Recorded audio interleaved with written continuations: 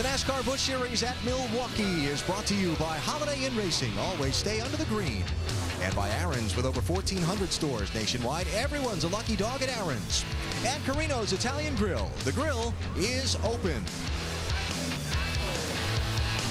Closing in on the command to start engines as we get ready to go tonight here in Milwaukee. Andy, let's talk race now. Tires and pit strategy you think is going to be huge tonight? I do, Alan, because when you're at a 1 mile racetrack, it's really hard to pass. Track position is so important that these guys are probably going to be, look at the tires are worth something, but it's not sometimes not as worth it as much as track position. So these guys are going to be jockeying back and forth trying to figure out how to get their guy up front. And Rusty, a quick thought on that 20 car starting on pole. The kid's going to race it that wasn't expecting to, it looks like. Well, it looks like Eric Almirola is going to drive that car, and I tell you what, he's going to do good in it too. He's practiced it, he's qualified, he's familiar with it. Leave him in that car is the right decision. Hamlin's just too late. He'd get in the car and he wouldn't drive good. He'd be frustrated and mad probably from the helicopter ride and all that mess. So Scott Wimmer will start third now, and Eric Almirola there getting instructions from crew chief Dave Rogers will lead the field to the green flag momentarily. Time to get started. Let's go trackside for the command to start engines. And now for the most famous words in motorsports, please welcome our Grand Marshal, President of AT&T Wisconsin, Scott Vandersanden. Drivers, start your engines.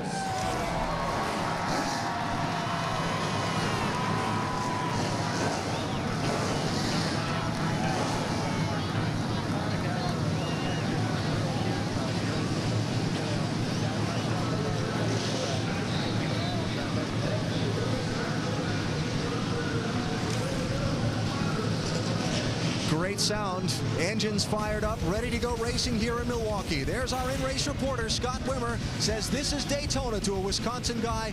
He'll talk to us in just a couple of minutes. Ben Steger, the tire carrier for Stephen Light's got the crew camp tonight. We'll keep an eye on him.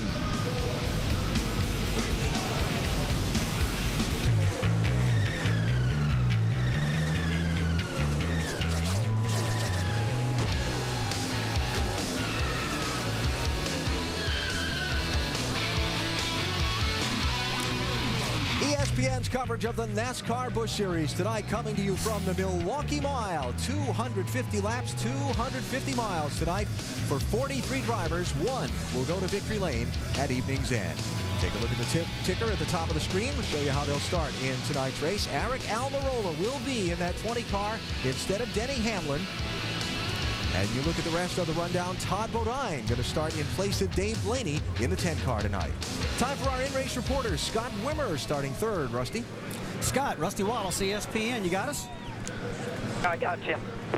Scott, you're fastest in both practice sessions, and hey, this is your hometown, man.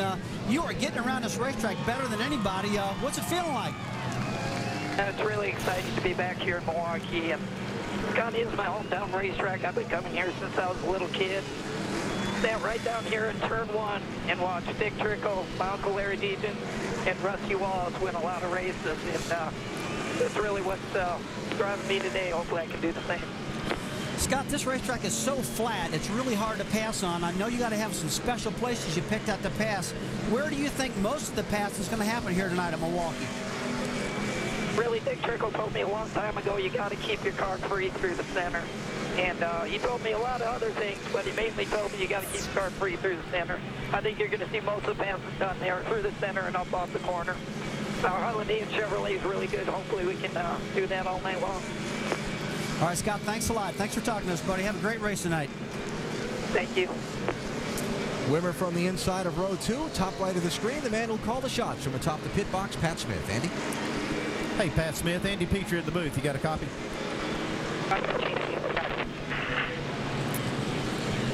Hey, Pat, this is a flat racetrack here at Milwaukee, and we see a lot of strategies played out. What kind of strategies do you think will be played out on pit road tonight?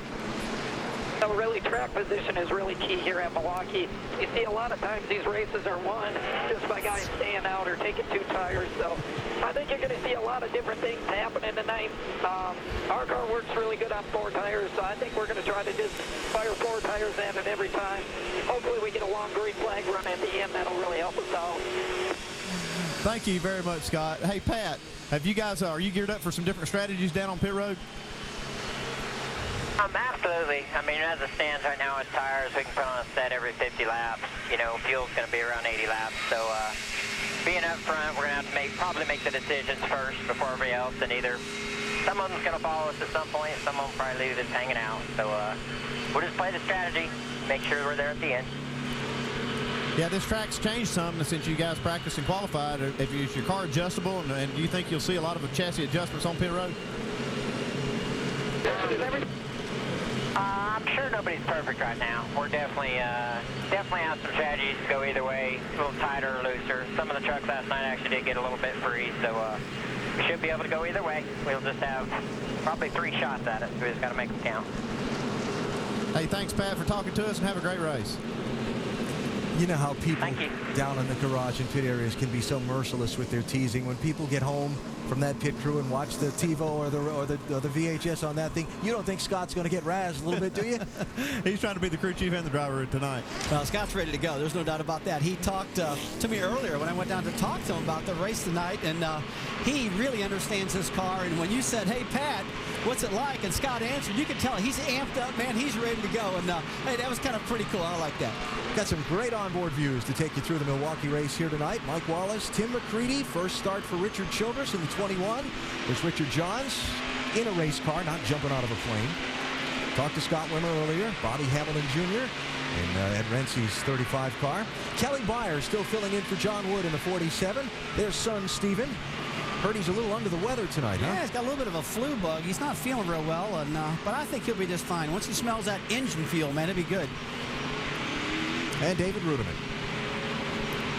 in the Michael Waltrip Racing 99. All right, Andy, give us some things to watch for.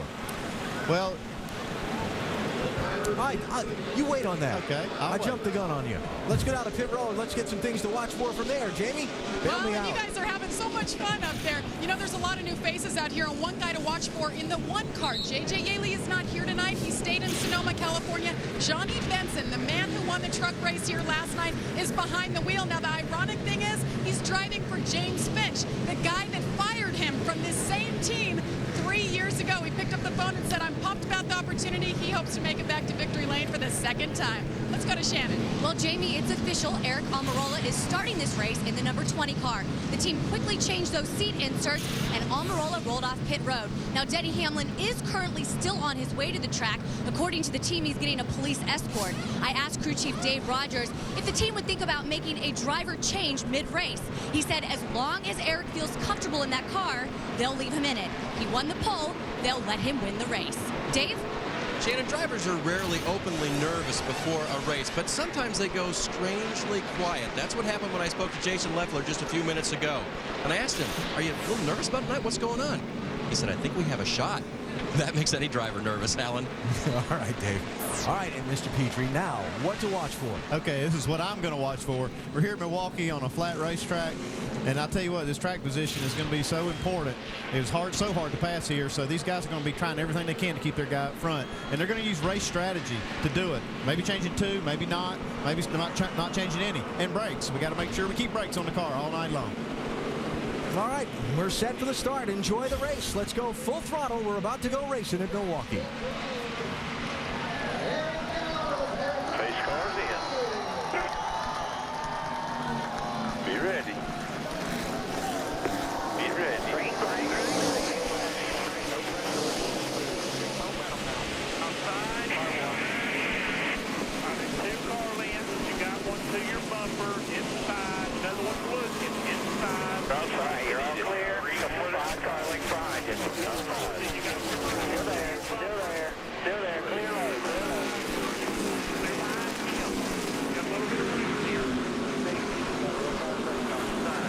Inside there. Go get him. Eric Almirola was ready for that green flag. Gone. Out in front.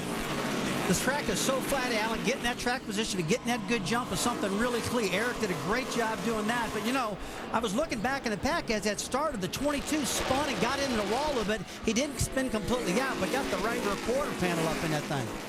Let's check it out. Mike Bliss in the 22. Just up high in the racetrack. Let's look back here a little bit. A little bit out of the groove. bam, in the wall, but just barely ticked it, and it didn't really hurt anything. Andy, it looks he's going like to be fine with that. He won't have any damage from that. He's maybe got a scratch or two on the body, but that won't hurt the car at all. Yeah, it looks like the right front fender might be pushed in just a little bit, but about an inch. I think it's going to be just fine. So settling out single file at the very head of the pack. Almirola in the 20, Leffler in the 38, Wimmer in the 29. Some side-by-side racing a little deeper in the field as we check on Mike Bliss. That 22 car is back in 17th spot. Yeah, but he's not feeling it out. He's just trying to make some spots here. He's driving hard. No real damage on the car, but I think when we looked at that replay when he was coming off the corner, it looked like if it had been another coat of paint, it had been a total loss. So I think it probably took his breath. And I'll tell you what, I don't think I could have stuck my finger in there. It was so tight. And the first thing you don't want to have a problem with is hitting a wall on the start of the race. But he kind of skirted death on that one, Al. I think he got away with that one, that's for sure. Let's talk about Almirola here for a second. I practiced the car all day. I qualified it on the pole. I'm not going to get to race. I'm not going to get to the race. What? Denny's late? What? I'm going to get to race? He must be just excited right now. Oh, he's got to be loving it. He was on the pole position. Like you said, he did all the practicing. He did all the qualifying. And for sure, he's the best driver to have in a car right now. He understands the characteristics. And, I was talking to the team a little while ago this afternoon, and I said, why is Denny driving this car? I said, well, Rockwell Automation, this is the world headquarters for him. They wanted to get Denny in here because it's the big show here in Milwaukee for him. But, the right choice is leaving Eric in this car. He ran really good last week. It looks to me like it's definitely the right choice. This guy's qualified the car on the pole. He's been fast in both practice sessions, and he's got a chance to win, man. I tell you, this is a great opportunity for him. Let's get more from the leader's pitch. Shannon? Rusty, that is exactly what Dave Rogers said to Eric Almirola on the radio when they started this race. He said, listen, I have full faith in you. It has nothing to do with Denny Hamlin sitting in this car. It has to do with scheduling. And he also said, good thing you went to the driver's meeting. Oh, man, that's got to be the most bummed out guy at the racetrack. That's not where he wanted to watch this race from. That is Denny Hamlin. Flew all the way here, 1,828 miles from Sonoma. And missed it by that much. Yeah. Guys, I'll tell you what, the thing that's got me totally confused is, talked to Carl Edwards, said he had to stop twice for fuel. Yeah. What in the world is he flying for an airplane that doesn't have any gas in it, runs that slow? I mean, I would think if I'm going to Milwaukee, I'd have me a rocket ship, baby, with a lot of gas and knowing that I can get there. But evidently, these guys didn't think too hard about the proper airplane to take out here. This, by the way, from a licensed pilot who flies yeah, a jet. this is crazy that they had to stop twice. Most planes can make it nonstop. It's all in the plans. Carl Edwards, championship leader, is hanging in 6th position. He started 9th, Jamie. Scanner just died on me, so I don't know if we have one down here.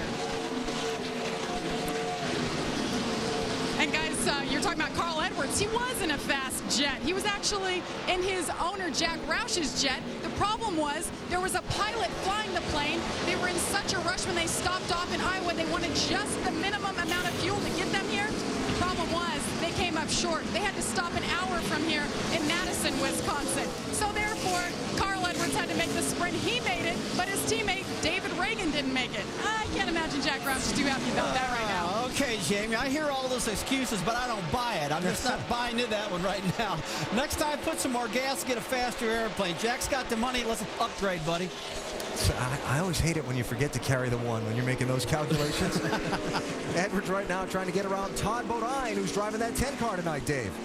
And Jamie talked earlier about Johnny Benson, the Truck Series winner, being in the race. Bodine finished 3rd last night behind Ron Hornaday, and he's feeling pretty comfortable in this race car. Now he's driving it because Dave Blaney stayed in Sonoma to concentrate on that 22 car in the Cup Series. They weren't in the top 35 in owner points. They did make the race. Dave will race Sonoma and try to get that Cup car program going. But Bodine comfortable in the car, and it's his crew that will pit this car tonight. Todd trying to hang on to that 5th spot under pressure from Carl. You see, what I like right here is these two grooves that these guys are racing.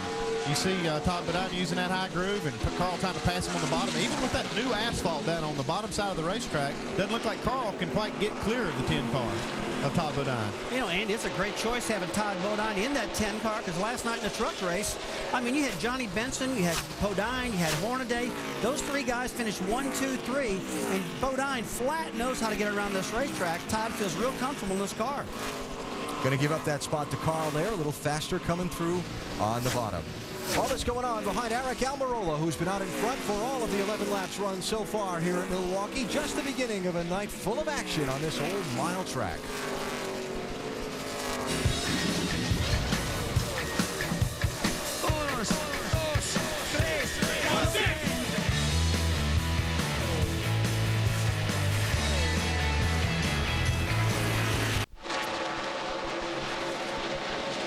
Back live, Milwaukee Mile, unscheduled pit stop for Stephen Wallace. We were just talking about how good he's doing. He moved up to 12th position. The car's flying. It looks like they blew a left rear tire or something like that. Got to be disappointing because the car was so good. He was really flying through there. I don't know what in the world happened, but look at there. Left rear tires blowed off the car, so obviously a mistake right now. Dave, got some confirmation for us? Yep, that was a flat tire for sure on Steven. He'd already picked up 3 positions on the track, so big disappointment for them. Car moving forward and trouble early. Most times when you see a left rear tire go down, it's usually contact with another car, knocks maybe the valve stem or cuts the sidewall. It's kind of unusual just to have a left rear tire go down. Yeah, it's very unusual, Andy, to have that happen. And but you see there, you can see that the letters have been rubbed off the tire, so it's kind of evidence of some contact. Real lucky not to wreck the car. Yeah, I mean, it was luckier getting across the racetrack and getting down pit road. I'll tell you, that was a heck of a save right there. Clear low. Good call. Needed the help from the spotter there. So we'll let the scoring sort out and see where Stephen's at, but looks like he's at least 1 lap down and back in 37th place. Should mention quickly that already about a half a dozen cars have pulled off the track and gone to the garage. Think we've seen a little rash of the short field start and park disease here in Milwaukee. Well, the good thing for Stephen, he's only 1 lap down right now. He can get that lap back. I feel confident. That's just so strange that you lose the tire. But Andy, as you said, you know, he passed Marcus Ambrose on the outside. And I don't know if Marcus's right front tire might have got into his left rear and caused that or what happened. But I was just glancing out the window watching how good he was doing. Well, the good news is it's early in the race and he'll have time to make it up. If he's got a fast car, which it looked like he did right before that happened, he should be able to make this ground up if he doesn't have any more problem. There's the leader coming up on the back to try and put him another lap down. All Almirola so far. And we were noticing watching some of the lap times, Andy, that his lap times, he and Jason Leffler, the second place car, they're about a half a step ahead of everybody else. Yeah, they're just a little bit better, but I see that 60 car, Carl Edwards, sometimes on that monitor just clicking off those laps. Not too unusual to see that, but I see him kind of clicking them off too. 8th, 9th, and 10th place here. Shane Huffman in the 88, Johnny Benson in the 1. And just behind them, Bobby Hamilton Jr. in the 35. Huffman had his best finish of the season last week at Kentucky, that 5th place run. And yet you still kind of feel like here's a guy who needs a result, you know? And here's a battle for 14th. Got the 22 that come under Marcus Ambrose in the 59. Mike Bliss is going to get him cleared here off the corner. That little contact he had early in the race didn't hurt him a bit. Well, you can see it looks like the right front of the 59 car's bent in a little bit about the 2 o'clock position there, Andy. That's going to hurt the downforce a bit on the front of these cars. And maybe that's where there was contact between he and Stephen that cut the tire. I would say that probably happened that way. You know, when you see a left rear tire gone and you see the other car just pass with the right front fender bent. The evidence points that way. It's kind of pointing that way, you know. The guy's not proven guilty for sure, but take a look at his 8th place battle. Johnny Benson on the inside won the truck race here in Milwaukee last night, and he flat knows how to get around this racetrack. But another guy, Alan, the 88 is Shane Huffman. We talked about him earlier. Yep. You know, he's driving for Dale Earnhardt Jr.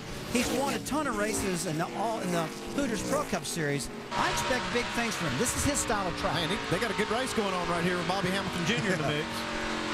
Yeah, Shane Huffman comes from the short tracks. The speedway type racing has been what he's been having to learn, but he said this kind of racetrack I can make some hay on. Yeah, he's the most comfortable on this kind of racetrack. I talked to him in the garage, and he said this is one of those that they've always kind of marked on their calendar as being one of those races where they felt like they could be very, very good.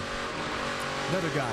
You know, we've been talking about all these young Busch Series guys needing to get some results while the Cup guys have been away. How about Hamilton Jr.? Here's a race team that's a Busch Series only team, a Renzi team, 25 and 35 cars.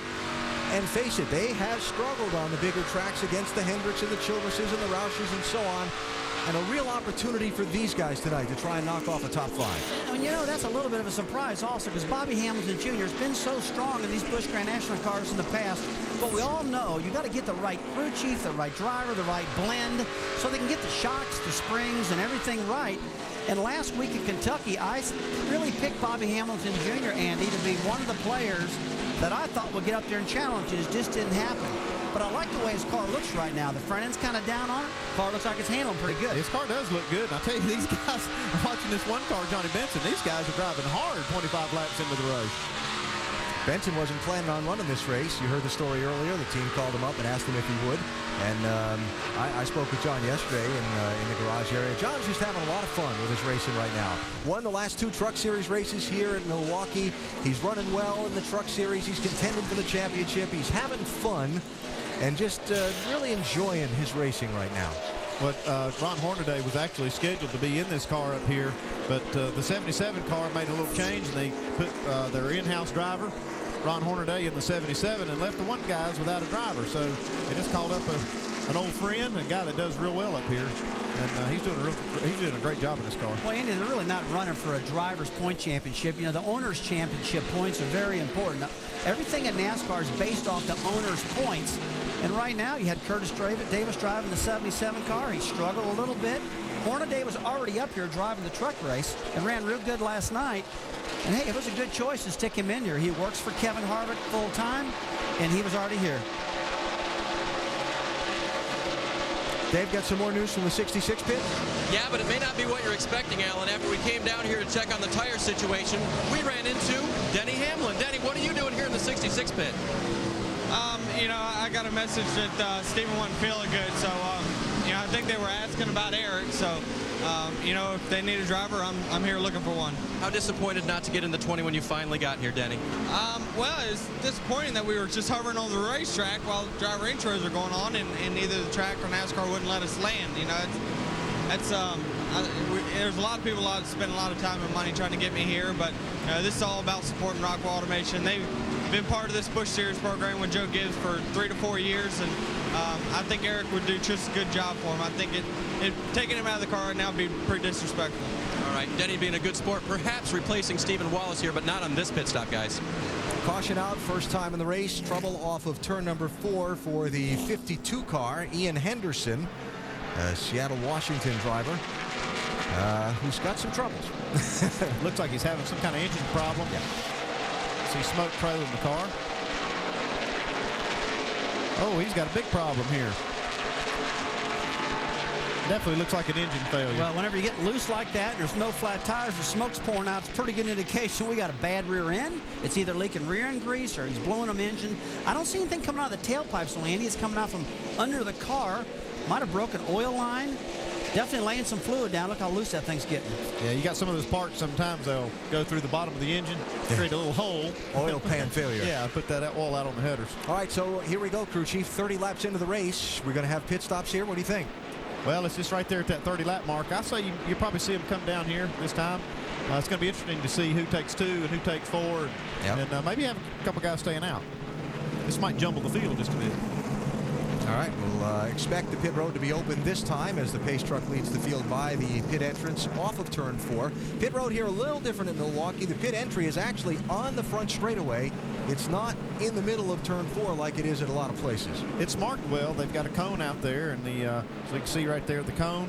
That's the commitment cone, but it's on the racetrack, so these guys, it's kind of confusing. So lap 31, here come the leaders to pit road. Dave Burns, lead us off.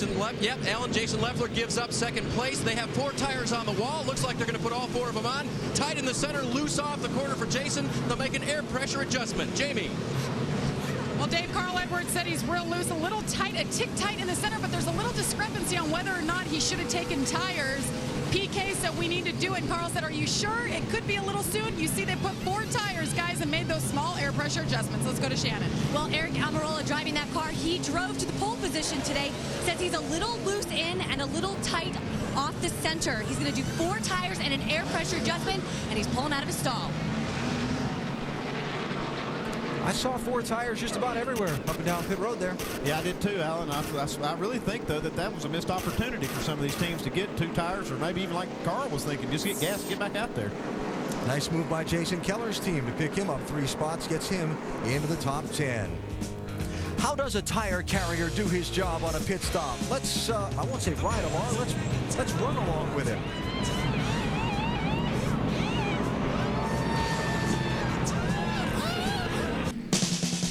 This Milwaukee Mile has been hosting automotive racing events since 1903. And boy, some of the greats of the sport have come through here over the years. Place has changed a little bit. Ooh, that was close.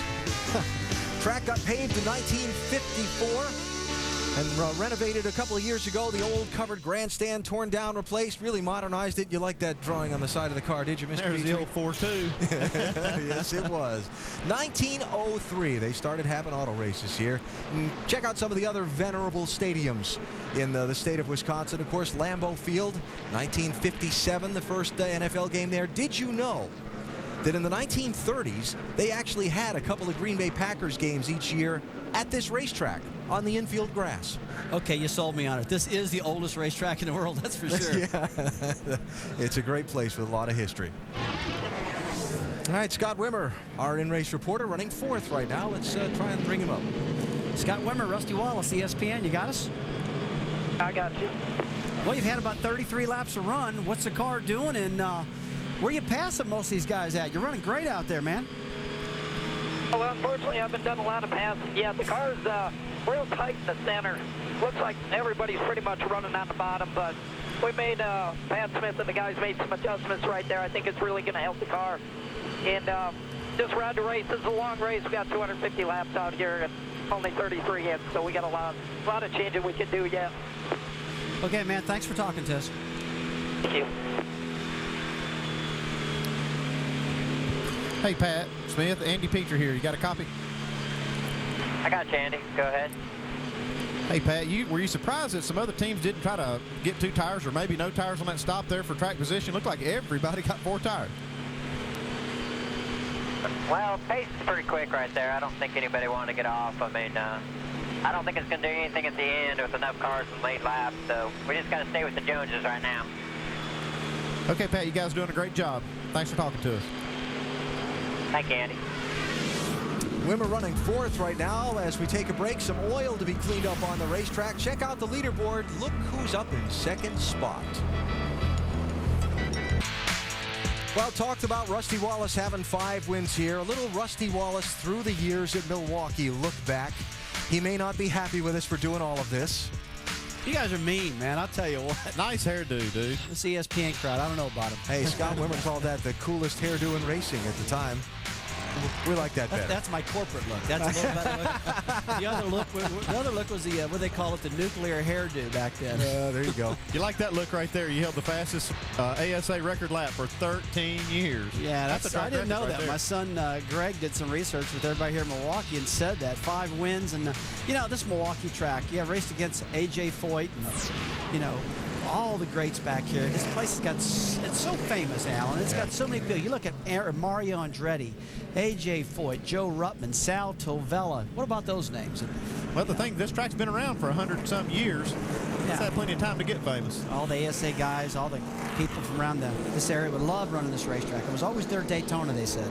Wisconsin has been such a hotbed of short track racing over the years. Guys raced 5 nights a week around here. There were so many local tracks, and this place, according to Wisconsin native Scott Wimmer, was, like Rusty just said, their Daytona. Growing up in Wisconsin, I've been coming here my whole life. Milwaukee Speedway was our Daytona 500. I remember coming down here watching my uncle win a race. Dick Trickle, Rusty Wallace, when he probably had the coolest hairdo around, was winning races down here. So Jim Sauter, you name it, I've watched him race here. See, we weren't making fun of you. We were backing up what the man said. Well, I appreciate that. We try to report what we see, and he did. I don't think I knew any better. I didn't know I was supposed to get a haircut back then. You're too busy working on your race car. I'll help you out there. Scott Wimmer running fourth now, trying to add his name to this list of people who've won at this Milwaukee Mile. Look at it. What a list of racing greats. Somebody goes on that roster later tonight. We'll be right back. I love Milwaukee. Milwaukee is one of those flat, slick racetracks. It's a very unique track. Both corners are very different, even though they look the same. They're both very flat, long straightaways. Wisconsin isn't known for racing so much. I think we're more of a dairy state, but our racing heritage up there is unbelievable. Growing up racing in Wisconsin, all the history and the tradition that goes along with the Milwaukee Mile. Milwaukee is probably the one stop on the schedule that I get really excited about every year. And that's a place that you dream of racing. Well, Scott Wimmer, just one of the Wisconsin-based drivers in the field tonight. You see where they run. Kelly Byers subbing for John Wood in that 47 car. Todd Cleaver running 15th, having a big charity ride tomorrow to raise money for diabetes research over in the Madison area. And Frank Cryer, veteran short tracker, making his first start in the NASCAR Busch Series and doing it here at Milwaukee, the Daytona of his home state. All right, we talked to Carl Edwards during our countdown show and talked about his comments, his kind comments about Stephen Wallace after the race, about not flipping out when he got out of the car and that kind of thing. I guess Carl's had a little time to think about it. Listen to this. I did an interview earlier. They asked me, they said, boy, that was sure nice of you to be so kind to Stephen Wallace last week. And I said, yeah, I just, I hate it when guys get out of the car and flip out, point fingers and do all that. And then I remembered afterwards all the times I got out and flipped out after the race. It sounded kind of dumb. I love that. Carl's a lot of fun. Riding around in second place right now. Stephen feeling under the weather. Denny Hamlin standing by to possibly get in that car. Aric Almirola leads. They're still cleaning up all the oil. Back in Milwaukee, the green flag has just waved. Back up to speed. Aric Almirola leads. Carl Edwards is second. Jason Leffler third. Leaderboard up top. A little lap traffic for the front runners to deal with. Now, Stephen Wallace is on a mission here to get his lap back. He raced Aric Almirola really hard getting into turn one.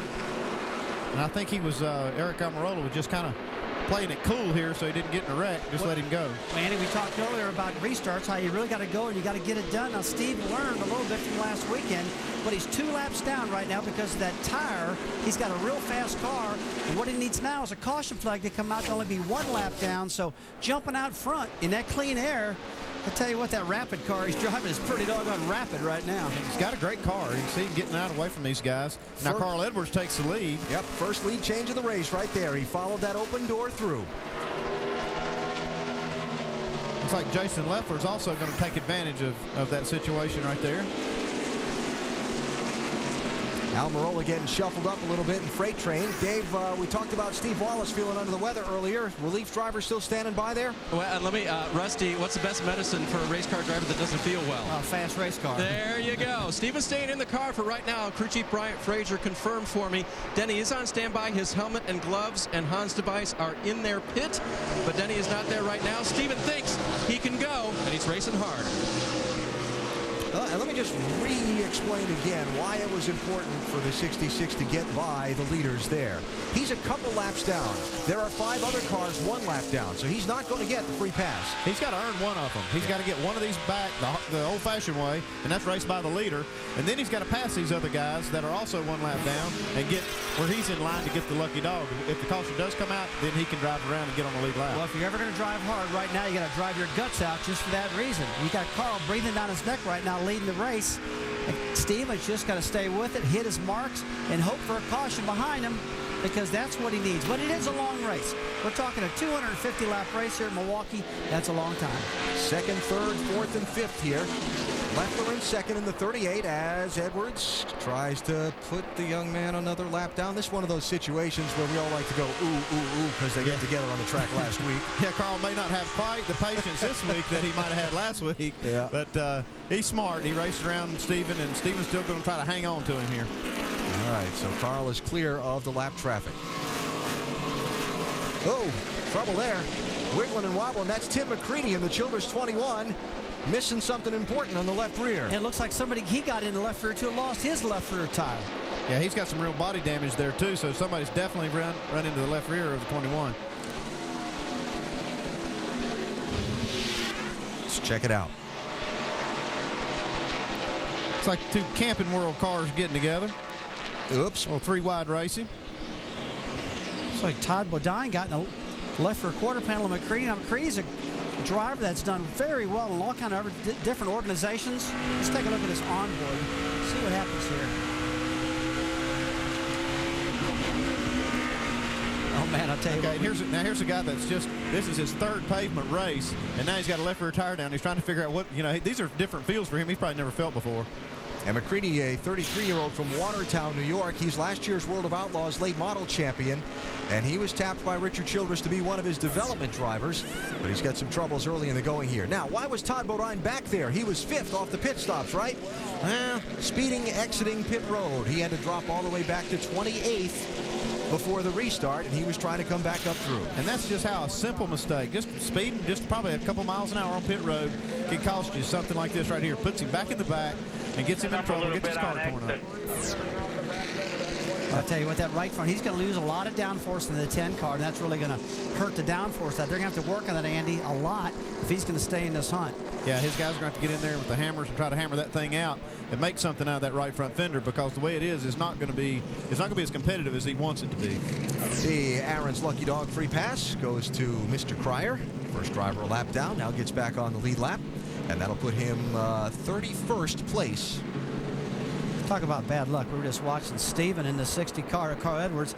Carl just gets past him and a caution flag flies. And he's driving his guts out to do that, Andy, and he just, son of a gun, you know, sometimes it's just not your day. But, hey, like I said, we're only 49 into this 250-lap race. But then he can line up to the inside of Carl for the restart, and we can all go, ooh, again. One more time. Here we go again. Anybody going to pit? Oh, doesn't look like it. All right, so under caution for the second time. The reason for the caution, debris, that tire coming off the 21 car and landing in the middle of turn 3. NASCAR Busch Series at Milwaukee, back in a minute.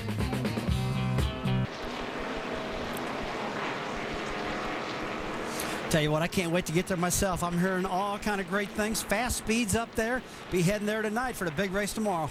Have a big crowd, track you designed, right? Oh, I tell you what, place is sold out.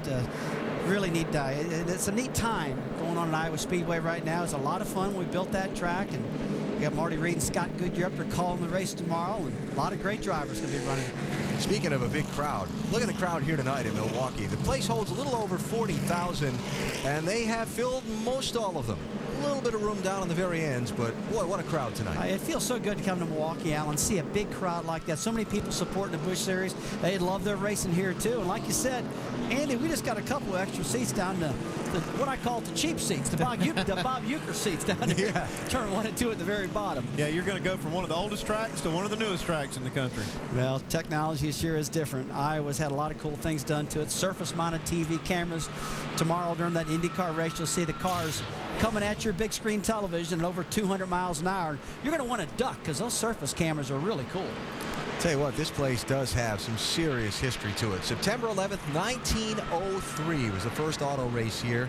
That was 8 years before the first Indy 500. How'd you do in that race, Rusty? Oh, come on, man. Wow. Easy, buddy. Oh, I'm sorry. Wow. Yeah, that was Andy Petrie. Make sure you know that. Great place. Of course, located on the Wisconsin State Fairgrounds. The atmosphere here, we had Andy and I took a long walk down the midway to get to the broadcast booth earlier today, and the food vendors are going on, all those great smells, and they got the, what do they call it, the Skyliner ride going overhead, people up there taking a ride across. Yeah, the chairlift. Look at this place. We had a busy day today. A lot of stuff going on. Practice, qualifying, racing in the same day. But it made you want to go out back and just look at everything going on, and you see the haulers, you see the beer, the bratwurst, the burgers. I mean, just like you said, and the aroma. I'm not going to call it odor. I'm going to call it the aroma of all the food. Is just amazing. And what a fun place. You know, one thing I think it makes it fun, it's 70 degrees. There's not a cloud in the sky, no humidity. Perfect weather. Perfect weather. Just a great feel up here at Milwaukee this evening. Talked about all of Rusty's family history here. Well, little brother Mike has had some great success here at Milwaukee as well. 1994, Mike Wallace driving a 9 car in the NASCAR Busch Series. Cars looked a little different then, but he went to Victory Lane July 3rd of that year. I remember that day. That car really looked good, but pink bumper and all. Boy, they look different nowadays. You see that thing coming off the corner? It looked like it was a foot off the ground, just hopping and jumping, but making tracks forward. Got that baby in Victory Lane. We've learned a few things since then. Yeah, I'll tell you, crew chief, man, you do some trick stuff, you know. Mike started 20th. He's running 16th right now in this race as we get set to go back under the green flag. So it's Carl Edwards the leader, Jason Leffler second, Eric Almirola third, Scott Rimmer fourth, Brad Coleman's up to fifth. The lap car to the inside of the race leader is Stephen Wallace, who is 2 laps down and trying to get back to 1 lap down. Let's see how it turns out. They've been trying hard. It's a key restart. They got to have these tires cleaned off.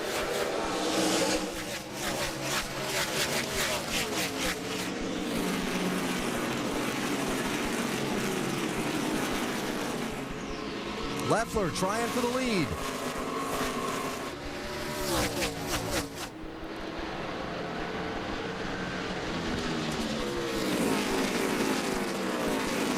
That's what it's all about right there, racing hard. Boy, you see the fire flying out the exhaust.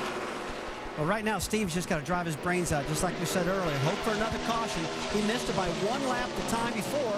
But I tell you what, back of the pack, they're running 3 wide, and they're getting pretty excited, so it could happen. But see Carl getting underneath Steven right now. Jason Leffler, he's the guy that said, look at me. I got a fast car. This thing's going to fly tonight. He's right up there in the back of Edwards right now, doing a great job. That's Mike Bliss on the inside. The Supercuts car on the move.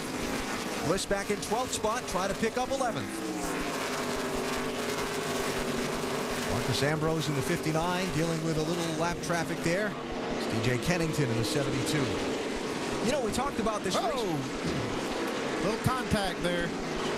Oh, and that's Ron Hornaday hard into the wall. And there's the caution. Stephen Wallace needed to get one of the laps back. And Hornaday, we didn't expect that out of him. That's not the one he needed. That's not the one Hornaday needed. That's a pretty hard crash. Did not need that at all. You know, he's a guy that flat knows how to get around this racetrack too. Horny, all right? Todd Cleaver in the 16, the other driver involved in that contact. And that was a race for 17th and 18th positions. All right. I got to see what we got to do. And you see Ron moving around, taking the steering wheel off inside the car. Ron Hornaday, driving in the NASCAR Craftsman Truck Series for Kevin Harvick Incorporated, called on to drive this race because the team has struggled somewhat in these opportunity races. Curtis Davis has been driving the car, and they just haven't been able to get the results they wanted. Thought they'd put the veteran Hornaday in it to come here and see what they could come up with, and this is what they came up with. Yeah, just kind of arguing over space right there. Looked like Ron Hornaday wanted to try to get to the bottom, and Todd Cleaver didn't want to let him get there. Yeah, and if you've never been to Milwaukee before, getting into turn 1 is very tight. It's like one groove getting in, and everybody fights to get to the bottom of the racetrack. And you see that Ron just tried to want to get down there, and Todd stuck his nose in there, and that's the end of it. That car looks pretty destroyed. Yeah, I mean, it's used up, but good thing they put soft walls in at this track, because this is against a concrete wall. That hurts right there. Look at the back end of that car jump that around. hurts on a soft wall. I watched that, guys. You know what that felt like? It felt like crashing going into turn 1 at Pocono. Man, when you come down that straightaway at 200, boom, right front tire, something goes wrong, it hurts. And Ron wiped the front end out. But if Kevin Harvick is watching, the rear clip is probably okay. I think it just needs a front snout. You might save some money there, Kevin, but I know we didn't want that to happen for you at all, that's for sure. I think I'd still measure the rear clip, too. I think he had a little bit of everything. And, good to see Ron get out of the car and walk away from that. Just pit stops at the back of the field. Most of the leaders will stay out. 72, DJ Kennington gets the Lucky Dog free pass, 31st place driver. And we are under caution now for the 3rd time in this race, just 58 laps in.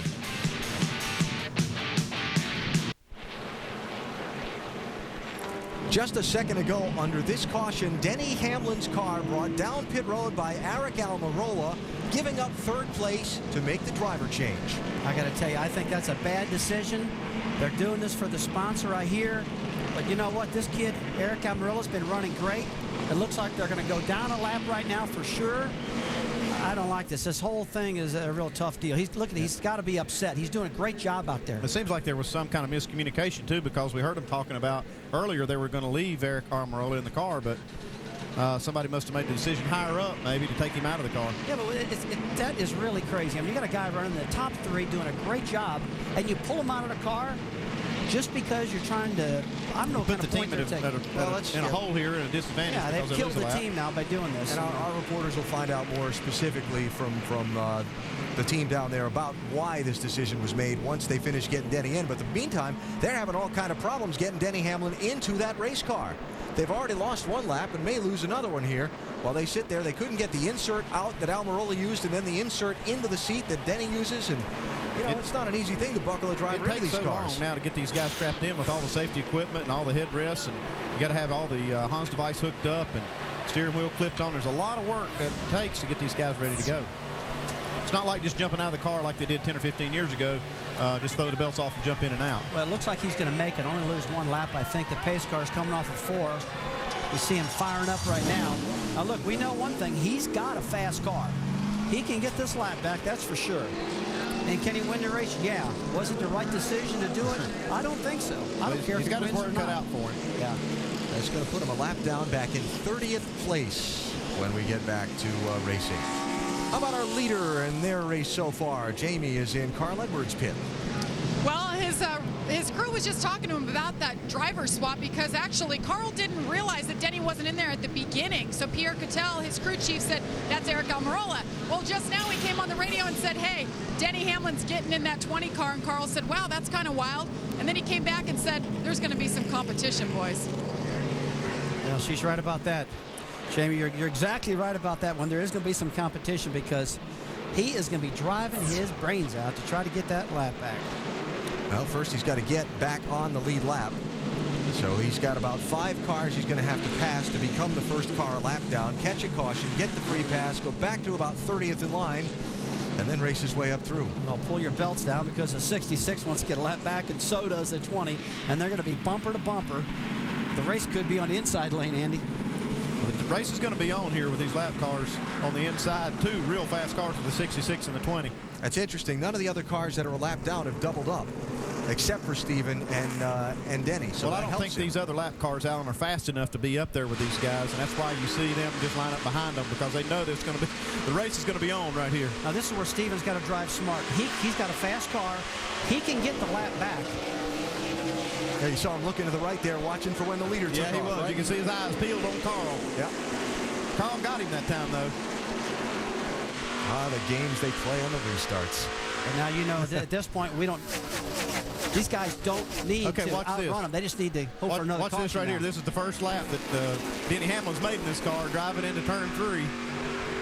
He's come right off the road course out in California, jumped in the car. That's a real pro that can do that right there. You're exactly right. And say run wide open down in turn 1 and have confidence in your car. He's holding right in there, looking pretty good. So Carl Edwards leads, then the lap car of Stephen Wallace, then second place Jason Leffler in that 38, lap car of Denny Hamlin, then now third place runner Scott Wimmer in that 29 car. So Hamlin back in 31st place, 1 lap down, and the second car a lap down. Yeah, Scott Wimmer saying, hey, don't forget about me. I was fast in practice, qualified good, and I'm coming to the front. Well, guys, one thing we have to take a look at right now, this practice session all started during the day. It was hot outside, you know, about 80 degrees. The sun's setting right now. The track is cooling down big time. And these chassis are really going to start changing on these cars, guys. They're going to have to start making some adjustments, I'm sure, as the race goes on, and the track does cool down even more yet. Leaders all pitted at lap 31 under the caution, have not stopped since. This is the race to be the first car 1 lap down between the 20 and the 66, while the third place car, Scott Wimmer in that 29, tries to find a way through. And there's plenty of time for both of these guys to get their lap back. We're only 65 laps in this 250 lap or so. Guys, this is where patience is very, very important. Needs to get on the radio and say, hey, guys, we've got to have a car to finish this race if we're going to do any good. Now, I know you guys want to get up front, but be smart. Kenny Wallace is not here this weekend spot. He's out in Sonoma, and I would guarantee he'd love to be in the radio right now saying, take it easy, take it easy. There's plenty of time, Steven, bringing the reins back. But Denny Hamlin's like, man, I can't believe I missed getting in the car. I can't believe I lost a lap getting in the car. He's going to get it back, though. Yeah, this is a race for 6 on the right side of your screen. You see Bobby Hamilton Jr. and Johnny Benson. Benson just picking up that 7th spot from Shane Huffman a lap and a half ago. Scott Wimmer, the 29 Holiday-Inn car. That thing, both practice sessions this afternoon, he was fastest, not by just a little bit, but a pretty good margin, a couple tenths of a second.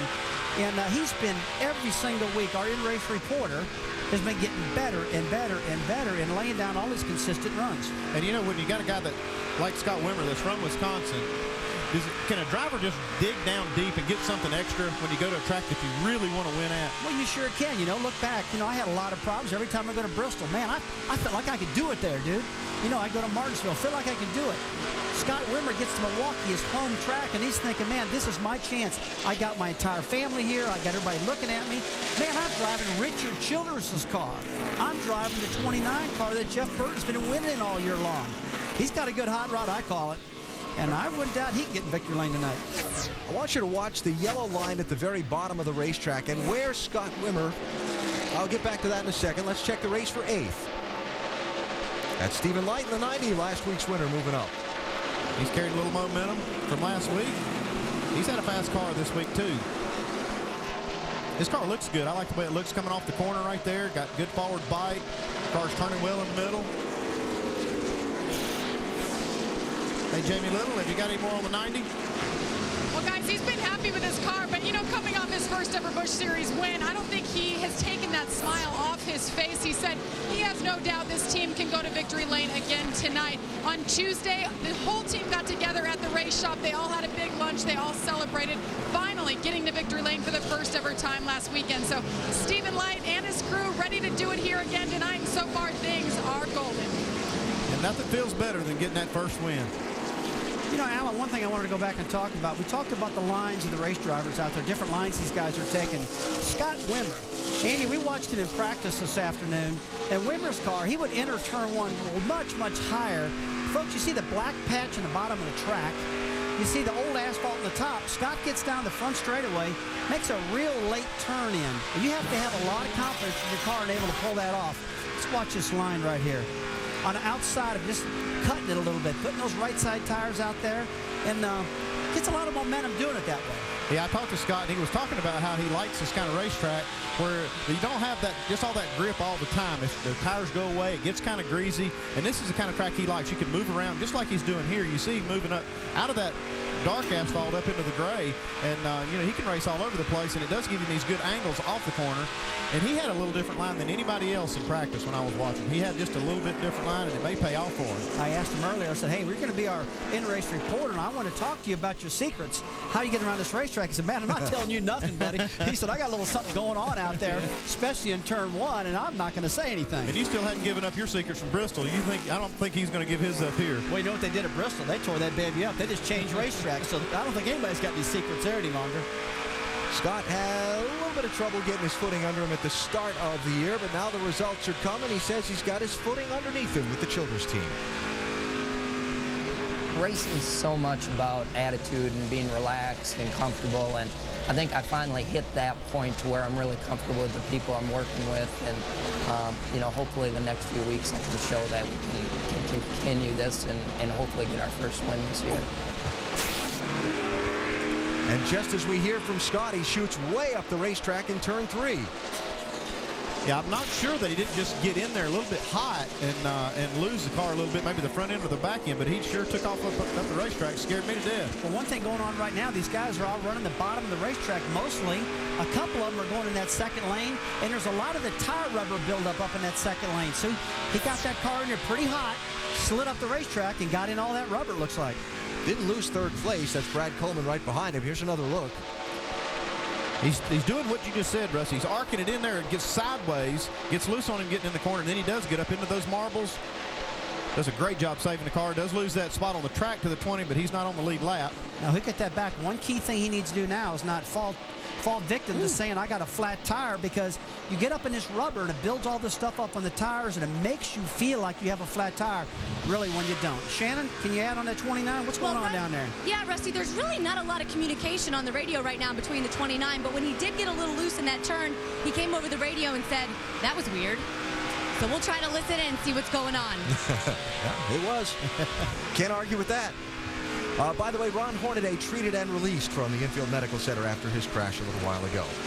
76 laps of 250 in the books here at the Milwaukee Mile. The championship leader, Carl Edwards, making the 1,800-mile trip from Sonoma pay off so far. You know the day destroys the night. What's happened so far? Here's our Holiday Inn race rundown. That's Denny Hamlin, supposed to start the 20 car, circling the track. So Aric Almirola, who qualified the car on the pole, climbs in, buckles up. Denny gets here too late to go racing, and Almirola starts on pole. He led the first 42 laps, Aric did, until Carl Edwards took over at lap 43. And then under caution at lap 59, the team calls the 20 car down pit road. Almirola out. Hamlin going to get in. They lose a lap making the driver change. Almirola doesn't appear too happy as he goes away from the car, and who can blame him? And we'll look to get an explanation from the team on the reason for that call here momentarily. Meantime, Carl Edwards, since taking the lead from Almirola at lap 43, is out in front. He's opened up about a 3.5-second lead on second place, Jason Leffler. There's the gap, first to second. You know, I hate that he gets so wound up about Aric Almirola getting out of that car, but, you know, it's a good chance for this kid to get up there and really shine. They're qualifying on a pole, leading the race, but know, sometimes the money's pretty important for these sponsors. And if they expected to come see Denny Hamlin race, they want to see Denny Hamlin race. So I guess I can understand that. Jason Leffler having a great race there in the 38 car, trying to chase down this guy, Carl Edwards. You know, I'm just having this little flashback of last week where Carl led more than half the race at Kentucky and looked like a walk-off winner, and then all of a sudden it wasn't there. But one thing about these races, they're just not over until the checkered flag waves. That's why you see these guys, even when they have a big lead toward the end of the race, they're all sitting there. They can't even be happy. They sit up there just like ready to choke because they just know something can happen anytime, even to the last lap. Well, listen, how they say it's not over till the fat lady sings, that's for sure. And the cautions seem to come at the very end of the race. The tension's getting high. These guys are trying to get all the positions they can. Hey, no, you talked early about brakes, Andy. Yeah, you can see the brake rotors on this 35 car, Bobby Hamilton Jr., as he drives under Jason Keller. Nice drive. Really glowing red. You can smell the brake pads. You can smell the brake pads when I pulled in the tunnel. You can just smell it. These guys are using so much brake here. Hamilton Jr. started 11th. He's up to 5th. Jason Keller in the 27 car this week started 21st. He just got kicked back to 6th. Dave? And Alan, I went down to his pit to check in with crew chief Duke Moore. I said, hey, did you guys only change 2 tires on that first stop? And he passed all those race cars, and he smiled. We got a good race car, and we took 4 tires on our first stop. Jason complaining just a little bit right now about a tight race car, but in one of his few starts for Bruco Motorsports this season, Jason doing a good job. Yeah, and these guys changed teams here just before coming to this race. This used to be the team of the 37 car, 37 and 27, just swapping teams in cars. I talked to Clarence Brewer, the owner of the car, this afternoon. He said, trying to pick up performance. We need a little shakeup. Need to get some things going. Jason Keller knows how to get it done here at the Milwaukee Mile. Just a few years ago, driving that 57 car, Jason Keller went to victory lane. That was Mike Bliss driving the Gibbs 20 at that point, brought the caution out in the late going, and the race ended under the yellow flag. Didn't have the green-white checker rule in place then. And Jason Keller shakes the winner's trophy high in the air on that day. He's got a great record here at Milwaukee. 5 top 5s, 7 top 10s, and that win was his last Busch Series win so far. What about those old videos? I love this high def, don't you? Yeah. And Johnny Benson, this one car, giving it a great ride. Yeah. He won that truck race last night. He knows what he needs to have his car handling good enough to get up there. So these guys really worked hard in practice. I talked to him down there, Chuck Myers and the crew, and talked to Johnny Benson, and they were making a lot of changes on this car. They were tuning on it a lot and trying to get the feel that Johnny was looking for. Jamie's been talking to him too, like right now. What do you got, Jamie? That's right. Well, the crew has high hopes for Johnny Benson being in this car. You know, J.J. Yaley has been in this car all season. The best finish, though, they've had is 12. Right now, Johnny Benson, you see him running 7. On that last yellow, he came over the radio and said, you know, I'm really happy I made this choice to be here. I'm really enjoying myself. Now, guys, can I go out and get a hot dog? I think he's having a good time. Yeah, it's been a good weekend for John so far. Last night here in Milwaukee, the NASCAR Craftsman Truck Series race. Some early action. That's Kelly Byers in the 21 and Ted Musgrave in the 9. They had a little tangle in turn 1, and it wasn't over with just the one hit. They definitely had a feud going on, and they took it out after the race was even over. Run up there, watch Musgrave, let's give him a whack. Hey, man, I'm mad. I don't like this. I'm going to drive you into the wall. Ooh, NASCAR doesn't like stuff like that. When you intentionally take it out and shove him in there. Let's take a look at Johnny Benson here in his 23. Another victory for him. Guy's been hot in that Toyota, Andy. Yeah, I tell you, these Toyotas are hot. So Benson's second straight win in the Truck Series here at the Milwaukee Mile. Take a look at the top 3. All 3 were in this race tonight. Hornaday now in the garage area after the crash earlier. But Johnny Benson running 7th. And Todd Bodine, remember, had the penalty earlier and the damaged right front fender, and that has dropped him a little bit back in the field. Well, actually, Todd's picked his way back up to 11th. Hey, that's not bad. Hey, the guy I'm looking at, I'm sorry, guys. The guy I'm looking at is Scott Wimmer. Look at that, the lap times. I mean, 30.79 compared to Edwards. He's running them down just a little bit. And he's coming through the field right now. So that's just 29 car. We're not done with it yet. There's Bodine. Saw that 10 car get the right front damaged earlier, Dave, and looks like they've still got some damage hanging out there. Yeah, and they came in during that caution and repaired that, but that must be since he got back on the track. Not talking about that right now. What he is saying is that the car will really come off the corner. That's what the crew is telling him, but I'm not so sure that's going to continue to be the case. That damage is new. Yeah, a little front wing going there. Well, they had some serious contact earlier. and his car actually came off the ground. I'm surprised this car could run this well. Just moved back into the top 10, passing Mike Bliss, you saw a moment ago while Dave was making his report. Carl Edwards is the leader, 4.5 seconds over Jason Leffler, 93 laps complete, coming up on halfway in this one. Yeah, they have a lot of different types of racing here in Milwaukee. Cars, trucks, and yes, sausages. The Milwaukee Brewers tradition. No, that's not Rusty winning the sausage race. But we could get you in there if you want. Big lead for Carl Edwards. We stay under green here at the Milwaukee Mile. Check some of the news in a busy week in NASCAR racing. NASCAR filing a huge $100 million lawsuit against AT&T over that whole thing with them suing NASCAR to switch from Singular to AT&T on the 31 car. And oh, by the way, after NASCAR did that Sunday, Monday, Richard Childress, AT&T, and Jeff Burton announced they had all signed contract extensions together to run till 2010. Good week for Jeff Gordon. Baby Ella Sophia arrives on Wednesday to he and his wife Ingrid. Congratulations to them. And then Jeff shows up at the racetrack in Sonoma on Friday, and his car and Jimmy Johnson's are found to be against NASCAR's rules. So they weren't allowed to practice on Friday, have to start at the back of the field for tomorrow's road course race. That's a huge penalty. And the Rockingham track reports this week that Speedway Motorsports is going to put the old place up for sale at auction. Last Cup race held there February 2004. Great racetrack. And it's a shame that it's going to go that way, but that's one times of your change. favorite tracks, right, Rusty? Come on, Andy. Let's get in our piggyback. Let's buy that baby. Yeah. Let's put some type of racing. Yeah, that's where I got my last win as a car owner, too. Okay, so Alan, you want part of that action, buddy? You know, I've heard a way to make a small fortune in racing is to start with a big one. And since I don't have the big one. Yeah, but it's so much fun. Yeah. Oh, it is. It is that. Now, we've been looking to find out from someone at the Gibbs team about the call to put Denny Hamlin in the car and take Eric Almirola out. Shannon's been digging on that story for us down there in the pits. What do you got, Shannon? Well, Alan, it's been about 40 laps since they made that driver change, putting Denny Hamlin in that car for Eric Almirola. We had asked to speak to someone from the team, and at this time they have declined to comment. We'll wait and see if we can catch up with someone later in the race. All right, thank you, Shannon. Looking at the lap times that the 20 car is running, he's running quicker than Carl Edwards. So he's kind of got used to this car and making great laps in it, but he's still just that one lap down that he's got to get back to beginning condition. Check this out, little race for 13th place here. David Reagan, one of the guys who started at the back because he was not here for qualifying, making the trip in from Sonoma where he's running his Cup car, and he is trying to pick his way through. Got help with some track position on the only pit stop they made earlier. He's still on the tires that he started the race on. These other guys changed tires at lap 32, put 4 new ones on, but he just got gas and jumped back out there. So he hasn't even changed tires and still running real well. So he's got a good car. Fighting David Ruderman for 13th place.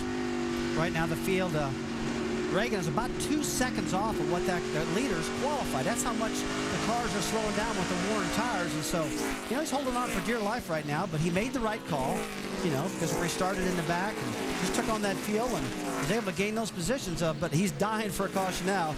Get some fresh tires in that thing.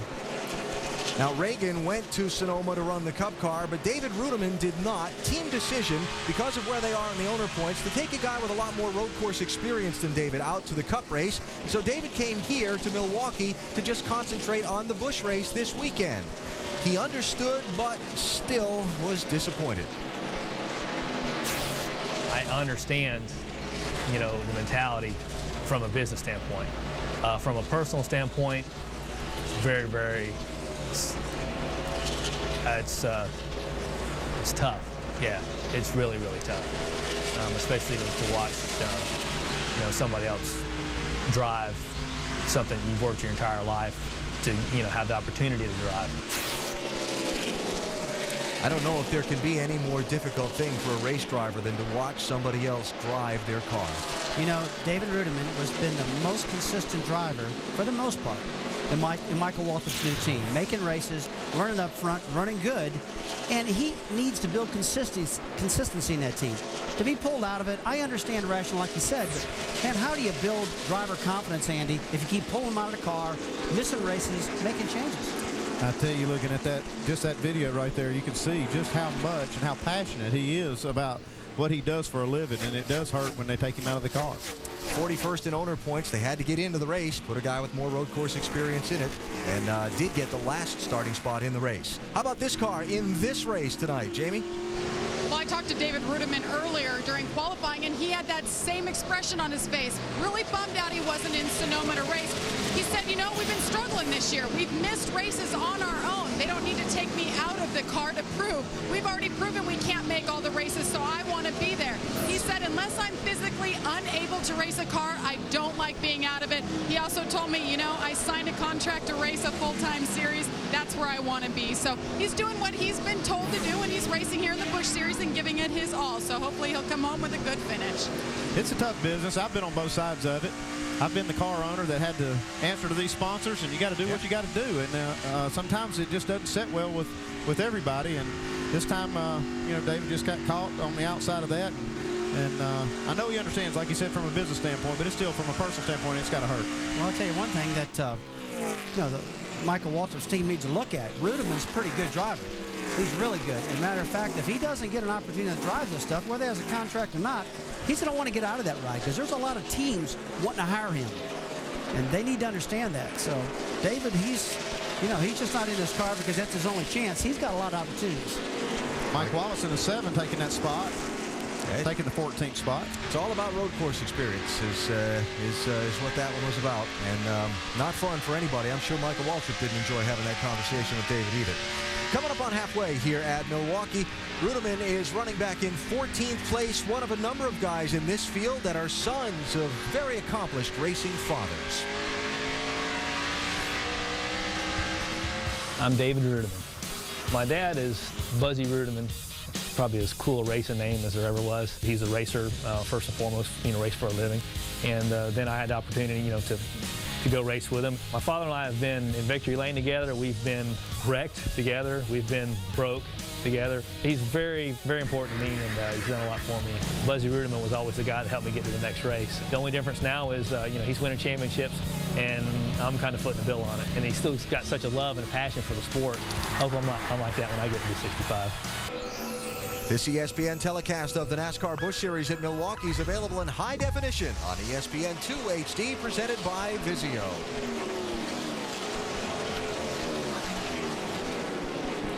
A look at the Castrol GTX lap leaders as we approach halfway. Only been 2 of them. Eric Almirola led the first 43. Carl Edwards passed him then and has not been headed since. In fact, he's got almost a 4-second lead on second place, Jason Leffler.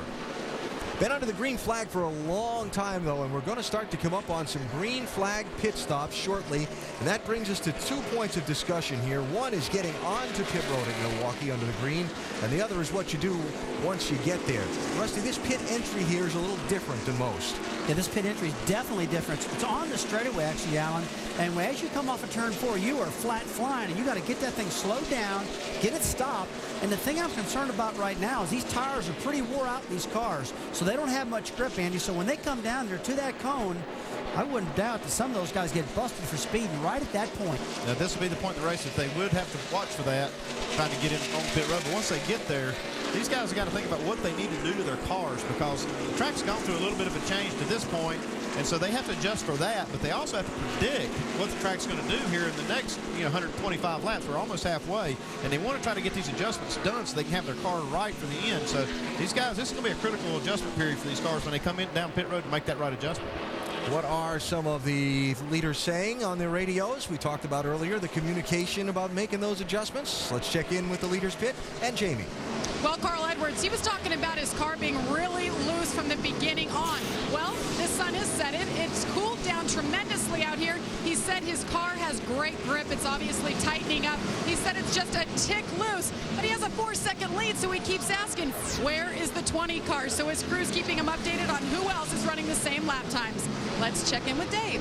And the 38 car, Jason Leffler, running second. They've been just a little bit frustrated because they've been running fairly well. In fact, crew chief Todd Losey said, actually, that's a pretty good lap when he was giving him some lap times. But they'll try, and air pressure pressure adjustment to make that car turn just a little bit better for Jason and hopefully catch that fast 60. Shannon. Well, Scott Wimmer running third right now. Told his crew chief he needs a little bit more grip and he needs to turn a little better. Now their fuel window is lap 129, so expect to see him come down.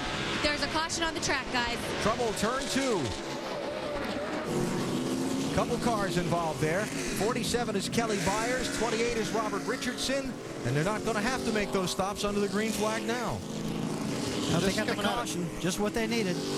Just at the right time. Looks like he's Kelly Byers is going to drive away without too much damage. A lot of tire smoke. It looked big, but I don't know that we had anybody make any real big contact. Let's get the proof. So we got Stephen Wallace working on this 28 car. Gets into the back of him. And then Kelly Byers just has to slide into a stop, try to avoid all this.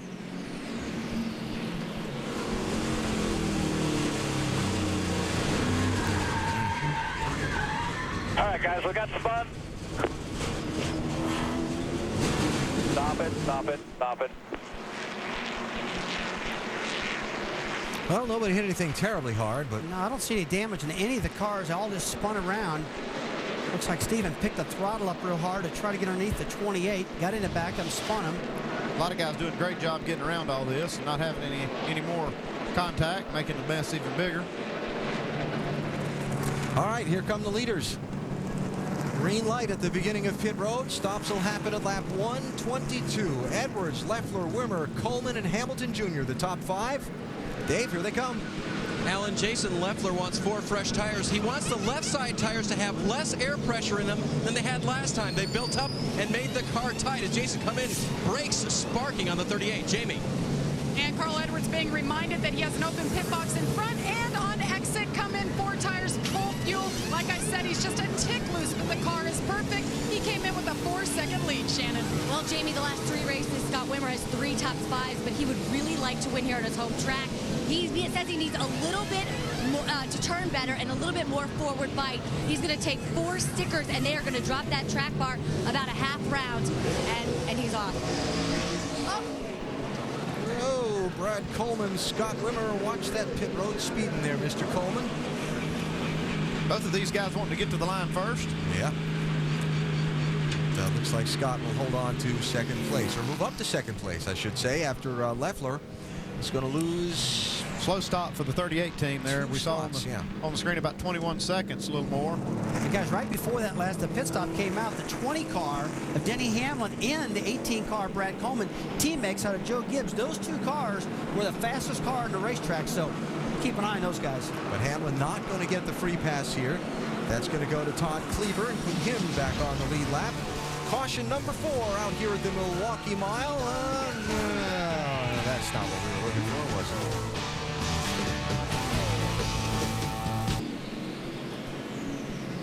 Back at the Milwaukee Mile, Carl Edwards leads tonight's AT&T 250 under the caution flag. It's been kind of a drama-filled day for Carl. Coming this way, he still can pull it off. He's going to make it. He got 9 minutes.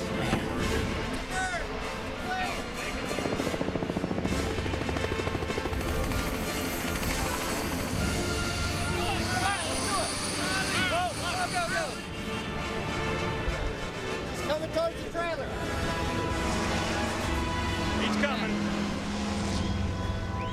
She's pretty good, dude. Thank you, brother. Feel her out. Man, Travis Kvapil standing by to qualify that 60 car. Carl made it, obviously, in the nick of time from Sonoma. What a day. What about that? Pretty good, dude. Feel her out. Yeah. Got a good car here. Kept his 9th starting spot. He's leading now, and Shannon Spake has more on the championship leader. Well, Alan, actually, Carl Edwards wasn't the only one in that plane making a mad dash to try to make it to qualifying. His teammate, David Reagan, in the number 6 car, also was in that plane. I walked up to David after all of that happened on pit road before the qualifying laps, and I said, has your blood pressure gone down yet? And he looked at me and he said, you know what? I'm just mad that Carl made it and I didn't. He had to go to the back of the pack when we started this race. Yes, he did. But David has recovered well. He's up to 9th spot now.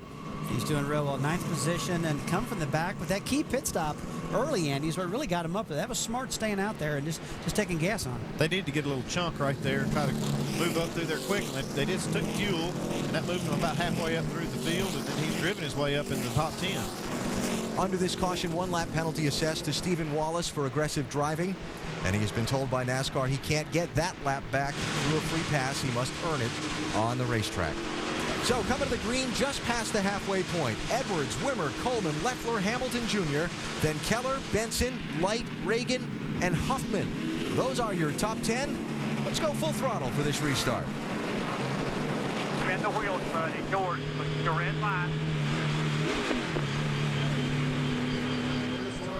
Just be ready. All right, come to the green this time. All yours, bud.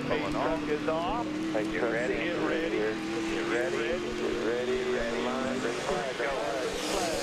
Picking up a little bit. All yours. You can't get there. All yours. Clear low. Check car behind us. Still inside. 3 back. Still inside. You're there. About a half. It's clear. Still there. 1 back on your air. Whatever you need. Clear. Car right down with you. All clear. Still there. Still behind. All clear. Car in behind us. Car is now in the back to the next one. And around both of them. 4 back. Nice and easy, everybody. Still got the 10 car with you. 15 cars on the lead lap, and out of that big scramble on the first lap after the restart, what comes of it is that Denny Hamlin in that 20 car is now the first car 1 lap down, in position if somebody spins in all this big traffic jam to get the free pass and get back on the lead lap. Well, I got to believe if he's going to get his lap back now, it's going to happen pretty soon because he's up in the front right now. He's got a fast car, and if the caution comes out, he's got it, because I was worried about those Carl Edwards passing everybody so much and putting the rest of the guys' lap down where Denny couldn't get it, but now he's got himself where he wants it. Well, you can see him driving that car, Denny Hamlin driving that car hard down in the corner, sparks flying everywhere. The one thing they got to do on this last pit stop, though, is to make an adjustment and maybe make that car drive a little more like Denny Hamlin wants it to, because Eric Almirola's been in it all day. This is the first time they've been able to adjust it to Denny's driving style. A race for position here, 9th, 10th, 11th, etc. At 88, Shane Huffman try to take 9th from Stephen Light in the 90. David Reagan there in the 6th. That's for position also. That's what I love about this flat track racing. It's more like short track racing where they get side by side, a little bit of beating and banging going on. Yeah. They can rub on each other and not wreck each other. Well, at least not always wreck each other. And on the restarts, they got those new tires, they got that grip, and you can see how aggressive they drive. They really just go for it. And we talked earlier, hey, you know, do you really go for it on these restarts? Well, I'm afraid you have to do that now. You can't be patient. You got to get it while you can get it. Shane Huffman in 9th. An update on his race from Jamie. Well, he's coming off that high that he and the team experienced in their season best finish at 5th at Kentucky. But tonight he's having a little throttle issues. Shane's telling the team that the car doesn't want to roll over at the entrance, but on the exit, it's fine. That's of course, his throttle response. He's saying that the car's just not responding when he puts it down for the restart. So the team's trying to talk him through it. That last pit stop, they actually were going to make some huge adjustments on the track bar and air pressure adjustments, and right now, he is running in 9th.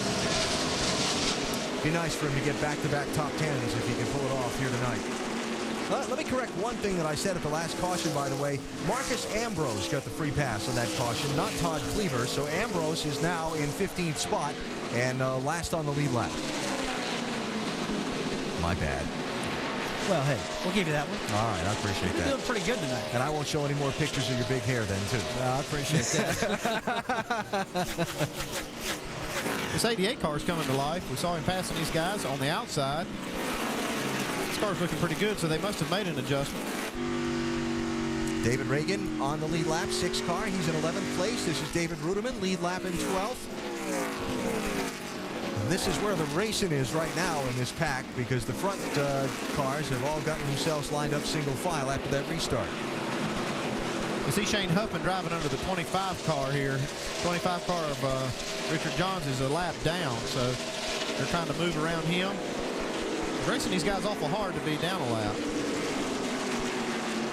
You know, we talked for a long time about Shane Huffman. When's he going to start really coming to his own? Last week, a good 5th place finish, and now he's sitting there in the 9th position. and it's been solid throughout the night. Doesn't have a dent on that car. Hope I didn't jinx him on that one. Yeah. But he doesn't have a dent. He's looking really good. You know, Dale Jr., his new team, this is a team that he's put his heart and soul to, a new building. It really looks good, and I know that Dale... Just keep doing what you're doing. I know Junior really wants his team to run well. It's a single-car team. Here, Wes Ward, the crew chief on the car, saying, just keep doing what you're doing. They're looking at these lap times, and they like what they see. So just keep doing that. Shane has never had back-to-back top 10 finishes in the NASCAR Busch Series. He'll have that if he finishes in the top 10 tonight. Talking about David Ragan a little bit, we mentioned earlier how he took no tires on the lap 31 pit stops to get some track position. Now they are on equal tires with everyone else, and the scoring serial on David says to me, nice night. Good call by Mike Kelly. Well, we talked earlier about if you got to get your car right, you better get it right now. We're under complete darkness. The track has cooled down a ton. The chassis have probably changed. These guys have been changing air pressures, track bars, things like that. So, Andy, I would think that last stop was pretty key. Yeah, these guys needed that caution to work on these cars a little bit. Still, Carl Edwards has got his car dialed in, and these guys are still chasing him, but maybe they can make some adjustments here and get themselves a little closer. Talked about... run here. Didn't catch all that. Talked about new names in the Busch Series, guys with an opportunity to make a name for themselves. 42 car, that's Kevin Hamlin, former NASCAR Northwest Series champ. And he's been a Ganassi development driver for a few years. He hasn't been able to run that many races this year, but he does an awful lot of testing for the team. And he's one of these guys that feels a real urgency in these few races. That you can see it right there. That he's getting behind the wheel this summer to try and show them he can get the job done. Lost a spot to Mike Wallace there. Dave, how about Kevin Hamlin? And I just checked in with the crew chief, Brad Parrott, to see how this former champion out west was doing. Pretty good so far. He started 22nd, a little tight through the center of the corner. Car didn't want to turn very well.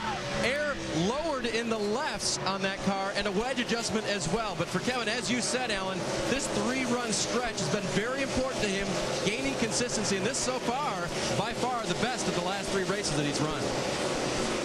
Hamlin running in 14th spot now after Mike Wallace got by him. Kevin Hamlin, a 26-year-old from Snohomish, Washington.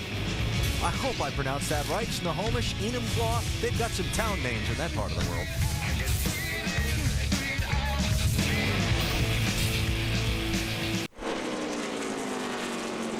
Dominant night so far for Carl Edwards. He took the lead at lap 43, and the caution is coming out.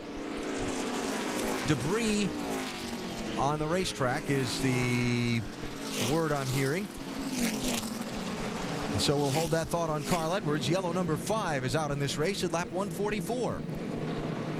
Well, let's see. Mr. Crew Chief just stopped at 122. You come in again or do you wait?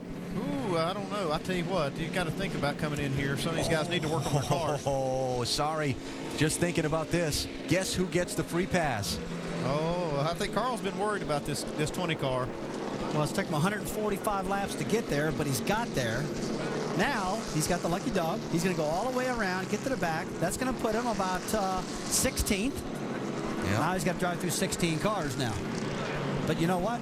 I've been watching the lap times. Edwards and Coleman and Denny, probably about... They're the fastest three. Fastest three, pretty identical speeds. Oh, wow. So debris on the racetrack, caution out. And we got 105 laps to go. I think I agree with you there, Andy. I don't think we'll see a whole lot of pit stops here. Just 22 laps after the last set. You still got a lot of laps to go, and you got one more set of tires in the pits. You'll see some of these guys come in there maybe on the back part of or maybe the back half of the lead lap to work on their cars and adjust on them. Somebody's got to get a car that can race with that 60 car, Carl Edwards. Tell you what, you got to hand it to Roush's operation. That 60 car every single week, it's so prepared. They never seem like they're scrambling. They look like they're totally together. And Carl is a perfect match for that team. Pierre has got that car set up right. It never seems like they're working fast. Everything with that team seems like it's in slow motion. Well, don't see any takers here. Front 10 by the pit entry, so most everybody's going to stay on the track. Looks like David Ruderman is going to be the first one to pit the 12th place car. Yellow number 5 is out. Now Denny Hamlin comes back around on the lead lap. Man, this Nextel walkie-talkie phone is magic. I lost my helmet the other day. Pushed this button, my helmet appeared. Magic. New spark plugs are in. See? It's magic. That's not magic. This is magic. No, that's sleight of hand. Get me a bunny.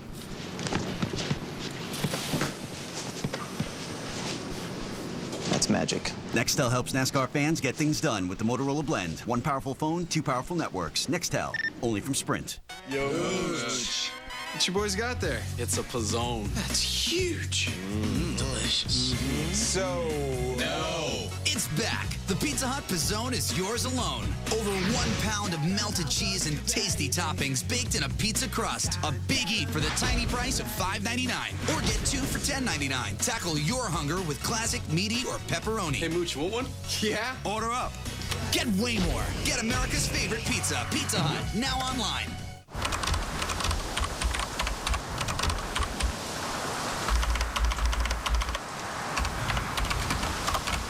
Never buy a used car without a Carfax Vehicle History Report. Ask your dealer or go to Carfax.com. You son of a biscuit-eating bulldog. The French toast. Did you think I wouldn't find out about your little doo-doo head cootie queen? Who are you calling a cootie queen, you lint liquor? Fabulous. New Orbit Raspberry Mint cleans another dirty mouth. For a good, clean feeling, no matter what. The neighbor's dog had pups, and he was kind enough to give one to my daughter, Molly. Now we're off to get food, bowls, chew toys, a brush, bedding, which reminds me of something my father once told me. There is no such thing as a free puppy. Time to sit, stay, and save at Tractor Supply.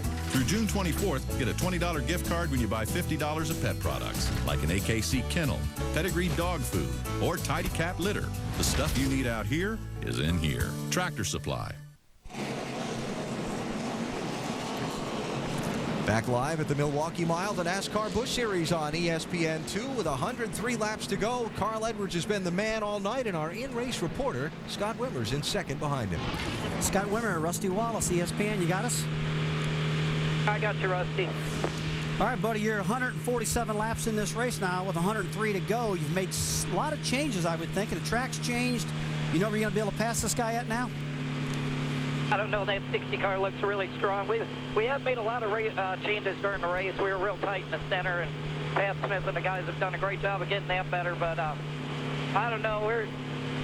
Last week everybody thought Carl had it in the bag too, so we'll have to just wait and see how this plays out. But our Holiday and Chevrolet is chugging along here. Hopefully we can bring it home with a win.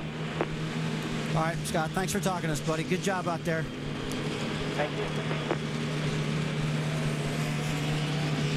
Hey, Pat Smith, Andy Petrie in the booth. Got a copy? I got you, Andy. Hey, Pat, you guys done a great job out there today, or tonight, and you got a car that's really sitting there in position to win. Do you think you got something for him there?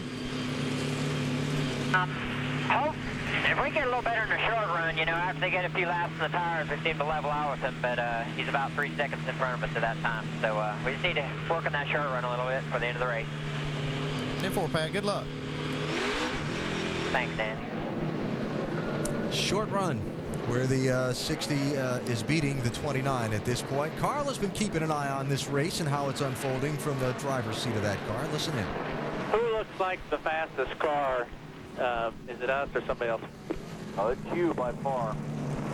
Who's second? 38. How's the 20 running? He's gained somewhat on you, Carl, because of all the traffic. He's had an easier go at it. He's right with the second place car. He's cut it about in half, all because of traffic. Carl is crew chief Pierre Cattell and his spotter Bobby Hudson talking about the race situation. They'll know where Denny Hamlin is now. He's in 16th place and on the lead lap with 101 laps to go.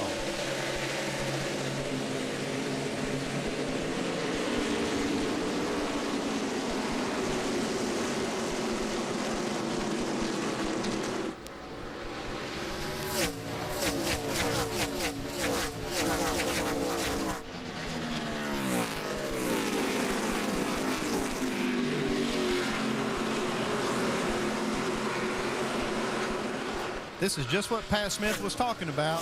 That 60 car just gets that big jump on, gets out there, and then things kind of level out for him. But when he gets that big lead on him, they just can't seem to make it up. It takes a while to catch him. You know, it makes you wonder if Scott has got lower air pressures in his car or something, because you know, he can just jump out there. Edwards couldn't just get going. Generally, if you have a lower air pressure, that's what really holds you back for a couple laps.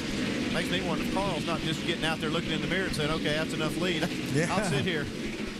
Let me update you on a couple things while we were under that caution flag. Told you most of the front runners stayed out. Some of the guys on the lead lap did pit. David Ruderman, Marcus Ambrose, Mike Wallace, Kevin Hamlin stopped. And then on the next lap of caution, for some reason, a little smoke there from the 14 car, but everybody's okay. On the next lap of caution, Stephen Light and Denny Hamlin pitted. So Hamlin took on fresh tires here under this caution, and again restarted back in the 16th position. And he's already picked up 4 spots. He's running 12th, and he's looking for more. Looking for room right here. Made his own hole. Let's see, next guy he's going to race for position is the 99 of Ruderman. A little contact. Stephen Wallace made just a bit of contact with the wall coming off the corner. Okay, that right rear quarter panel got loose on. Looks like he just touched the wall a little bit coming off at turn 4. Doesn't look like the car's upset or nothing, but you can see he was way out there in that third groove. Up there in the marbles, got too loose out there. I think from having watched the lap times and things and even listening to Carl Edwards, this is the story right now. How well does Denny Hamlin get through the traffic? How quickly can he dispose of some of these cars, catch a caution, catch back up? This is for position. 99 Ruderman is 11th. Hamlin working on him. He's just taking the high groove, low groove, wherever hole's open, he's taking it. You see him pass the 99 on the outside. Now he's coming to the inside to pass 37 car, Bobby East. That's not for position. Next car for position will be the 6 of David Reagan. That'll be for 10th spot. There's David right there, white and black 6 car. And that's a good field. When you got a car that's handling that good, you could dice yourself through the field. He's behind. Look at that. Oh, barely cleared Richard Johns. That was a close one. He's on the throttle. But look at the brakes in the front. They're cherry red. You can tell he's really driving hard, driving that car in the corner deep. And you know, you said early, Andy, brakes, you got to watch these things. 96 to go. He's in a position, Denny Hamlin's in a position, he has to make up some spots here. He's going to have to abuse the brakes a little bit, abuse the car, get up there, and then hope he's got something left for the end.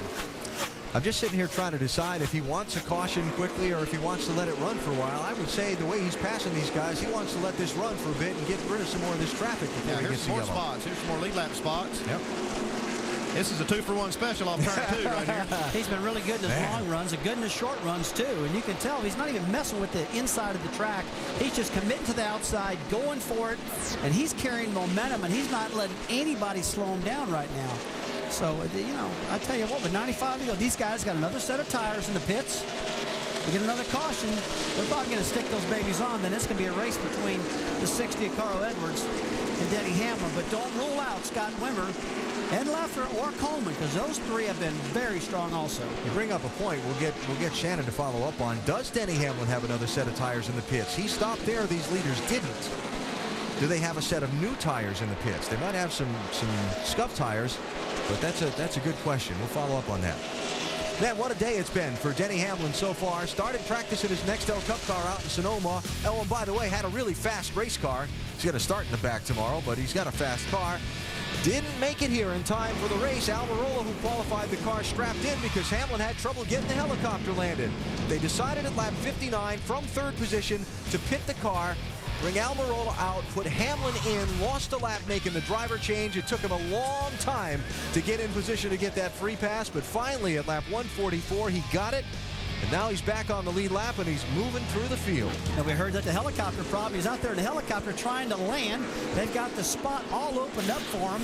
And when the helicopter comes in, a couple cars pull in. And right in the middle of the parking lot. He can't land because something went disarray right there. But he's been a trooper. He has piled through the field right now, and he is on fire. He's up in 8th position right now. Yep, just past Johnny Benson. Shannon, you got more? Well, last year he started at the back of the field and made his way up all the way to 2nd place. Now he does have 1 set of scuffs and 1 set of sticker tires left in his pit stall right now. He comes over the radio to his crew chief and he says, please keep telling me what position I'm in. Guys, he thinks he can win this thing tonight. The way he's driving, I don't blame him. Well, and he's also had a chance to adjust on his car. He had one more adjustment there. When they got their lap back, they made a pit stop, put tires on, and also had an opportunity to make another adjustment. It looks to me like they made the car better. What about Eric Almirola sitting in the truck watching this on television right now thinking, that could be me? Those 2 cars in front of him are for position. The 10 of Todd Bodine Subbing for Dave Blaney here tonight. And the 27 of Jason Keller. Bodine is running 7th. Keller is running 6th. There is Carl Edwards in turn 3. And as he comes off 4, we'll watch that gap all the way back and show you how far behind Denny Hamlin is and why after he picks up a couple more of these spots, he's going to need a caution. There it is. That's almost a half a lap. Carl Edwards. No. Did he get the right front fender there? He may have. Looks pretty clean. Well, he hadn't yet anyway, maybe. Just when Todd Bodine was sliding off the corner there, couldn't see if he came back down into Denny or not, but it looks like things are clean there. This guy's racing hard, but Carl Edwards and Scott Wimmer are really kind of going toe-to-toe on lap times. You know, when Carl just gets out there, he puts that gap, and then they just run the same lap times, the 60 and the 29. But I think the race is going to be when this car right here, the 20 car Denny Hamlin, can get up there, and these guys get back on equal ground with tires. It's going to be a race. Just got around Jason Keller for 6th. Bobby Hamilton Jr. just ahead, riding with him in 5th place, watching that 20 car slice through the field. Man, what a nice job tonight for this 35 team in Hamilton Jr. Yeah, he's done a great job. He's trying to make the most of this opportunity we've been talking about with all these Cup guys not being here.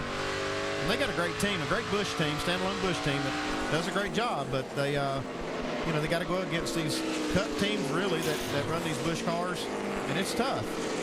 Low of 11th for Hamilton Jr., high of 4th. Very solid race for them tonight, running in 5th. But right now, the show is Denny Hamlin coming up through this field, back on the lead lap. Can he get up there and give Carl Edwards a run for his money and for the big trophy?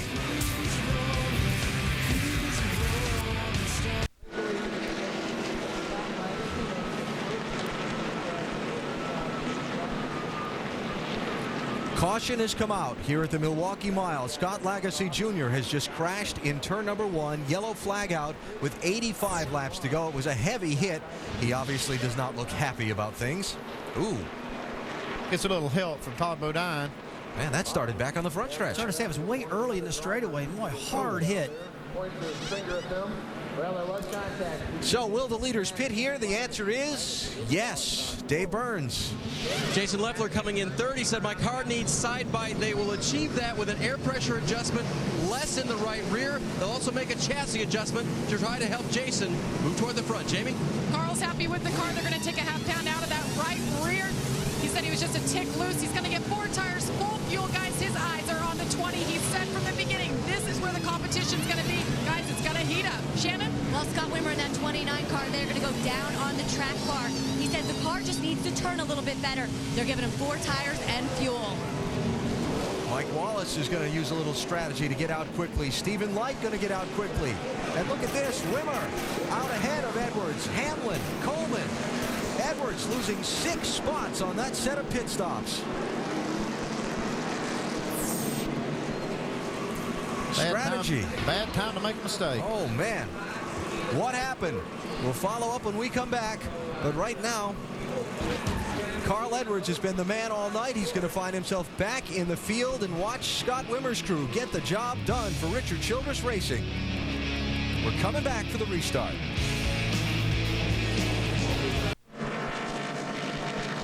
So how did Carl Edwards lose 6 spots on the pit stop, Andy? Well, it looks like these guys are having a pretty smooth stop at this point right here. Everything's going normal. And here we get this guy right here. So he can go around the car, slipping some gas, and fall down. That just cost him a little bit of time. And it upsets you a little bit when you're a tire changer. That kind of upsets your rhythm. Costs him some seconds and spots.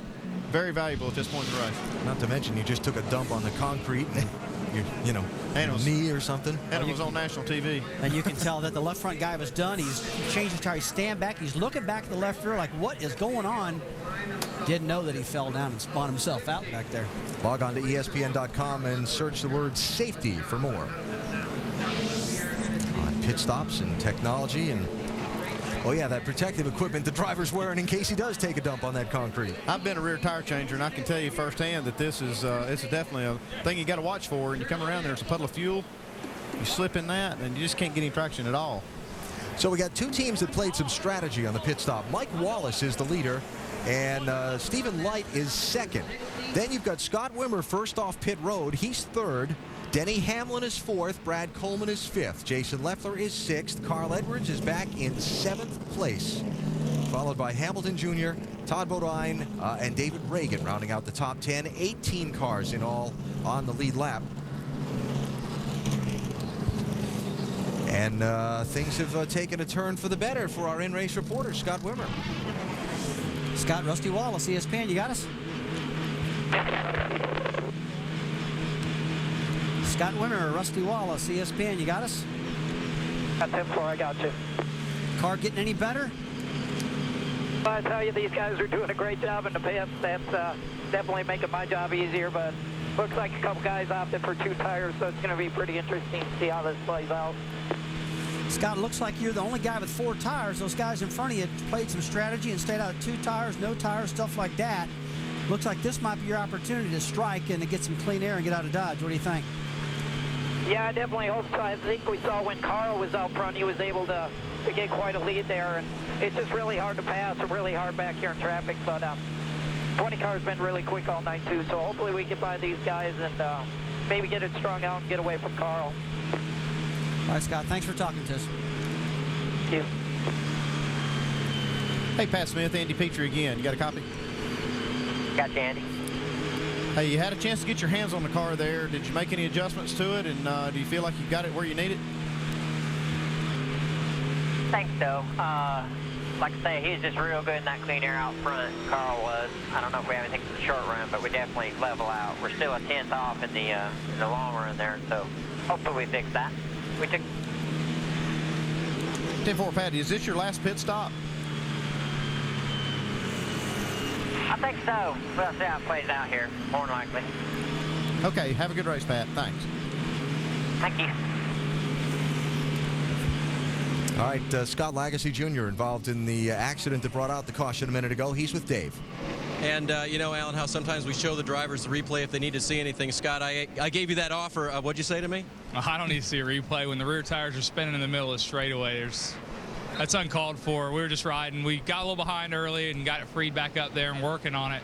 Brian, Patty, and the guys did a great job getting it freed back up for me. And I actually just moved up second groove, let him go. Spotter told me he was coming, and I don't know what. I mean, you know how that is. This uncalled for. I got to thank Wrigley's and Juicy Fruit, Chip, Felix, everybody for giving me this opportunity. We had a good car, qualified real good, and for racing just got behind there. So anyway, no explanation.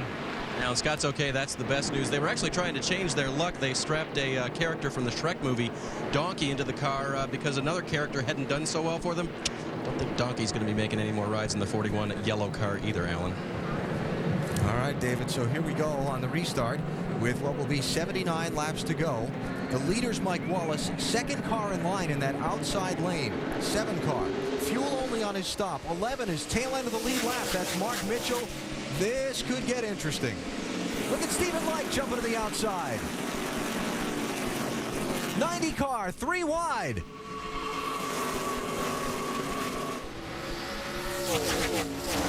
Four wide behind him.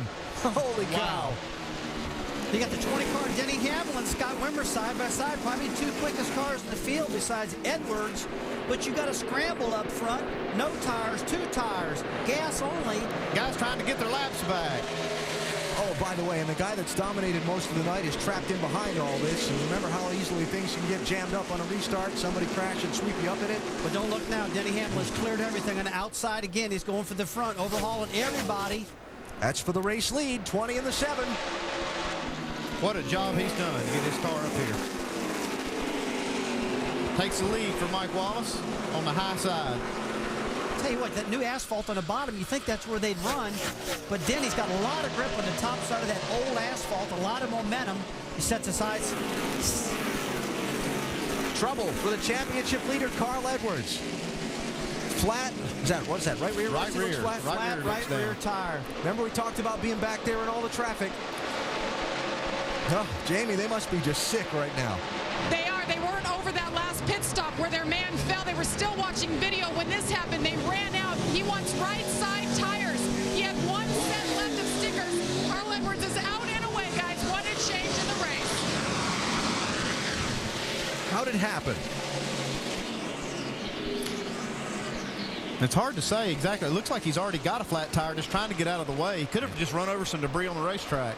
Yeah, I don't see any contact whatsoever there. I don't think he had a problem there, just a flat tire. But I'll tell you, when you talk about the guy flying, Denny Hamlin, and he just outrun the field by 0.6 of a second that last lap. I mean, he's in his own zip code right now. And this guy is just smoking the field. This guy that was a lap down just trying to claw his way back on the lead lap, and all of a sudden here he's the man to beat. Okay, maybe I'll back up and say that was a smart decision, putting Denny back in the car. Okay, that's okay for me to say that, right? I was getting ready to bring that whole discussion thing up again. I can read it in your eyeballs. No. I was just really sad for Eric Amarillo pulled out of that car, but Denny is flat putting it on him right now. Fourth and fifth. Hey, this is an opportunity, though. We're talking about the last 3 weeks being an opportunity. Brad Coleman has moved up into third. Could it be Coleman? You know, Light is in the top 10. He's running great. Denny Hamlin's teammate. These guys have very similar race cars. Yep. Brad Coleman in the 18 is running third. Jason Leffler just took fourth away from Scott Wimmer, so their car not handling as well as they needed it to, and he's fallen back now to fifth place. Waiting for the scoring to sort out on Carl Edwards. He's 24th now. Give me a second to count here. 1, 2, 3, 4, 5, 6, 7, 8, 9. He's the 9th car, 1 lap down. That's tough to get the lucky dog under those circumstances, that's for sure. So I'm not saying his night's over. I'm not going to do that. You know, no. I learned not to do that. We already learned that from watching this 20 car. We learned that, yeah. I thought the 20 car was in trouble too, but you know. So the Rockwell Automation guys, this is our world headquarters. They got a lot of folks here watching in attendance tonight, so you know they wanted to give them a good race. They're getting it right now because no matter what happens, the kids put a heck of a race on. Shannon, it's all worked out for them now, huh? Well, Alan, it has been quite a night for that number 20 car, and he is one driver who is very happy a caution did not come out when Carl Edwards came down pit road. This is what we heard Denny Hamlin and his crew chief, Dave Rogers, discussing during that last caution. How many laps can we go on fuel? We can go to the end. I don't know exactly how many we can go here, but we're plenty good. Yeah, for long run, man. God, we need a long run.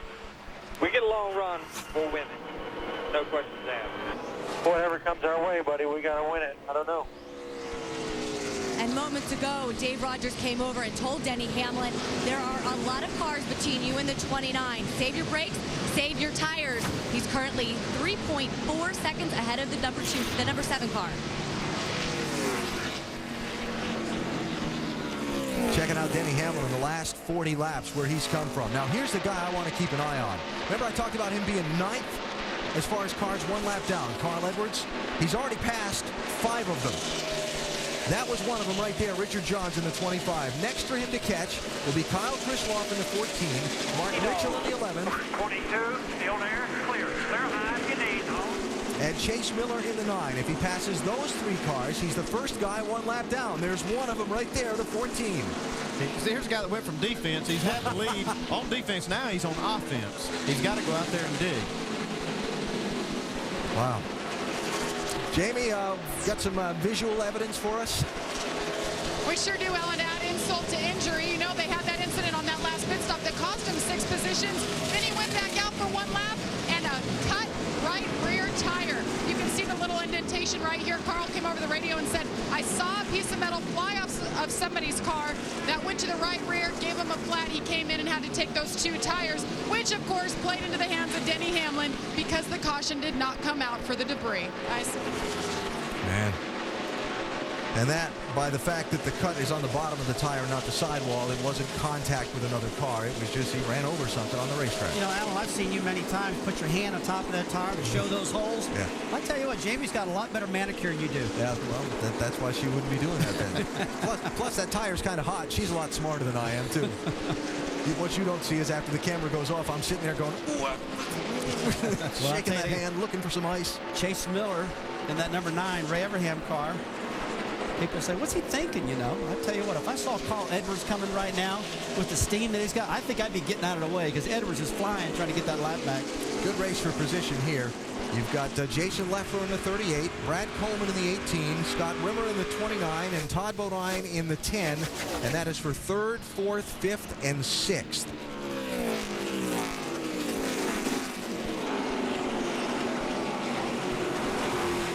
Yes, torn up as that right front fender is on Todd Bodine's car, they've had a great run. I can't believe the car's handling as well as it is. Take a look at that 18 car a little bit here. I thought I saw that thing come by with the rear calipers glowing red. Yeah, I'll tell you, Todd's done a great job here. He's got the car torn all to pieces, flew up in the air when he had contact early in the race, and just hung right in there. Still got a fast car. Dave had some contact starting that last caution a little while ago, still having a solid run. Yeah, and they've been happy enough with it that they really haven't spent any time wasting, if you will, time on pit road working on that right front fender. Todd just keeps driving it. And one thing to keep in mind, on lap 163, he was passing Jason Keller for 7th position. And they told him, Todd, remember that high line for later. He passed on the high side, and that continues to be something, if he doesn't do it in every car, he has in the back of his mind that works. Shannon? Well, Dave, just when you thought it was going to get a little easier for Denny Hamlin, the team brought out these fans to cool down these tires. These are the tires that just came off this car. They have 15 laps on them. They're hoping to cool them down just in case they need to put those back on the car. Well, when they put the fans on, they blew the generator. Crew chief Dave Rogers lost his PC. They lost all transmission on their pit stall here. They have since regained the power, but more drama happening down here in the 20 stall. It's never an easy job, is it? No, they never come easy. I'll tell you, I've been down there many times in those kind of situations, and you're trying to do some extra things and then blow the generator. That happens a lot, more than you think. That's for second place. Jason Leffler around Mike Wallace. 38 car up to the runner-up spot. Tell you what, Mike's doing a great job. Third position right now, hanging on with the pit stop he made before. A lot of guys put tires on. He didn't.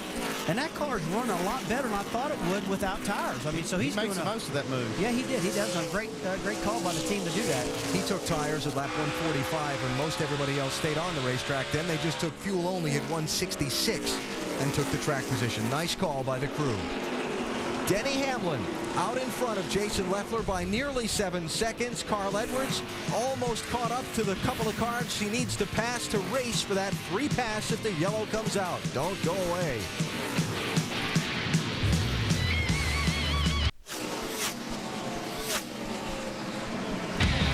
Larry Dixon's 39th career Top Fuel win and Gary Scelzi's first funny car victory since 2005 made for a pretty rowdy victory lane of legends. A couple of weeks ago in Joliet, the veterans trying to keep their momentum at the NHRA Super Nationals at Englishtown. It's the ProCare RX NHRA Super Nationals qualifying beginning after our race, and finals starts at 10 Eastern tomorrow night, all here on ESPN2 and ESPN2 HD.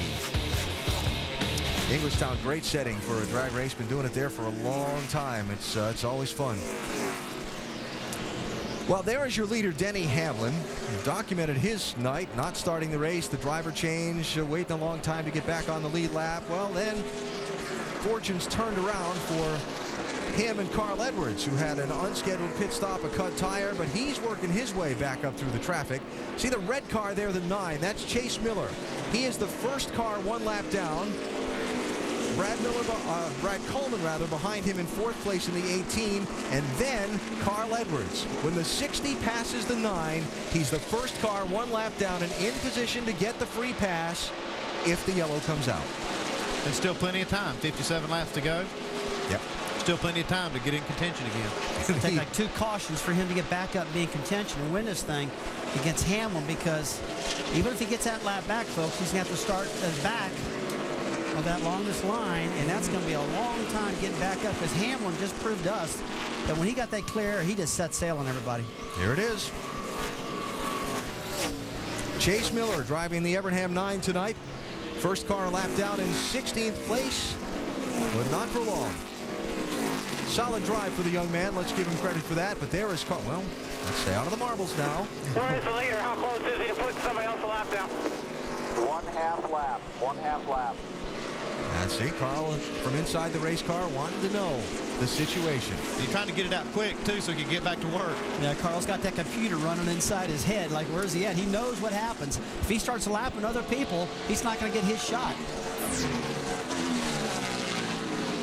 Mentioned Brad Coleman a minute ago, the 18 car running 4th, Rusty, having a great night. Yeah, he's having a great night. He's really running good. But one thing I've noticed about that car, I've been watching lap after lap. You see the front brake rotors glowing on a lot of cars. But on Brad Coleman's car, you've been seeing the fronts and the rear glowing a lot. and you can see the rear rotor's really lit up on that car. He's got a lot of rear brake. That's where you can adjust how much pressure's on the front brake versus the rear, adjusted into that car. So that's kind of a nervous situation. When you go in these corners this hard, and you have that much rear brake, if you get on a little too hard, it can lock the rear wheels up and slide. You know, I believe if I was his crew, I'd say, hey, what's those brakes feel like? They're all a little redder than I want to see them looking, Andy. He's doing a good job with the car. And the brakes are glowing red on the back. And you don't normally see that, but he seems to be handling it very well and not causing him any problems. He's running in the top 5. Yeah, he's having another solid night. Finished second at Kentucky last Saturday. And this kid in just one of his first 10 NASCAR Busch Series races is really learning a lot, maybe about these brakes. It's something he's learning tonight. Talked to him earlier in the weekend about what's the biggest lesson this year. Biggest lesson I've learned is track position is everything. I mean, in ARCA, if something happens and you go to the back, I mean, you can work your way up to the front pretty easily, but here in the Busch Series, the competition is so high. I mean, we started 7th last week, and it was just so much easier than starting like 20th or 25th and having to work your way up. You just cruise when you're up there in the top 10, and I mean, we learned that qualifying is everything. Brad Coleman doing a remarkable job for being such a young man, and in just his 10th NASCAR Busch Series race, looking for what would be his 3rd top 10 finish. He's in good equipment, but he's obviously got the talent to do something with it. Yeah, but you know, he can be a good equipment, but he's got to be able to drive the car too. And the kid's been driving the car. The thing I like about it, he's not tearing anything up. He's been consistent. He's been courteous on the racetrack. And evidently, he's really giving good feedback to the team. I like it when I see these young drivers not getting all the experience they can. You know, it's key, Andy, when you can just get out there and make laps. Get all the laps you can. But what's really good laps is when you're up there in the top 3 getting that experience. That's pretty good. And here he is in the top 5, running 4th. And he doesn't have any marks on his car. For a young guy, that says a lot. Shows a lot of maturity that he can come out here and run as good as he's running, run as hard as he's running, and not get into anybody, not put a lot of marks on the car.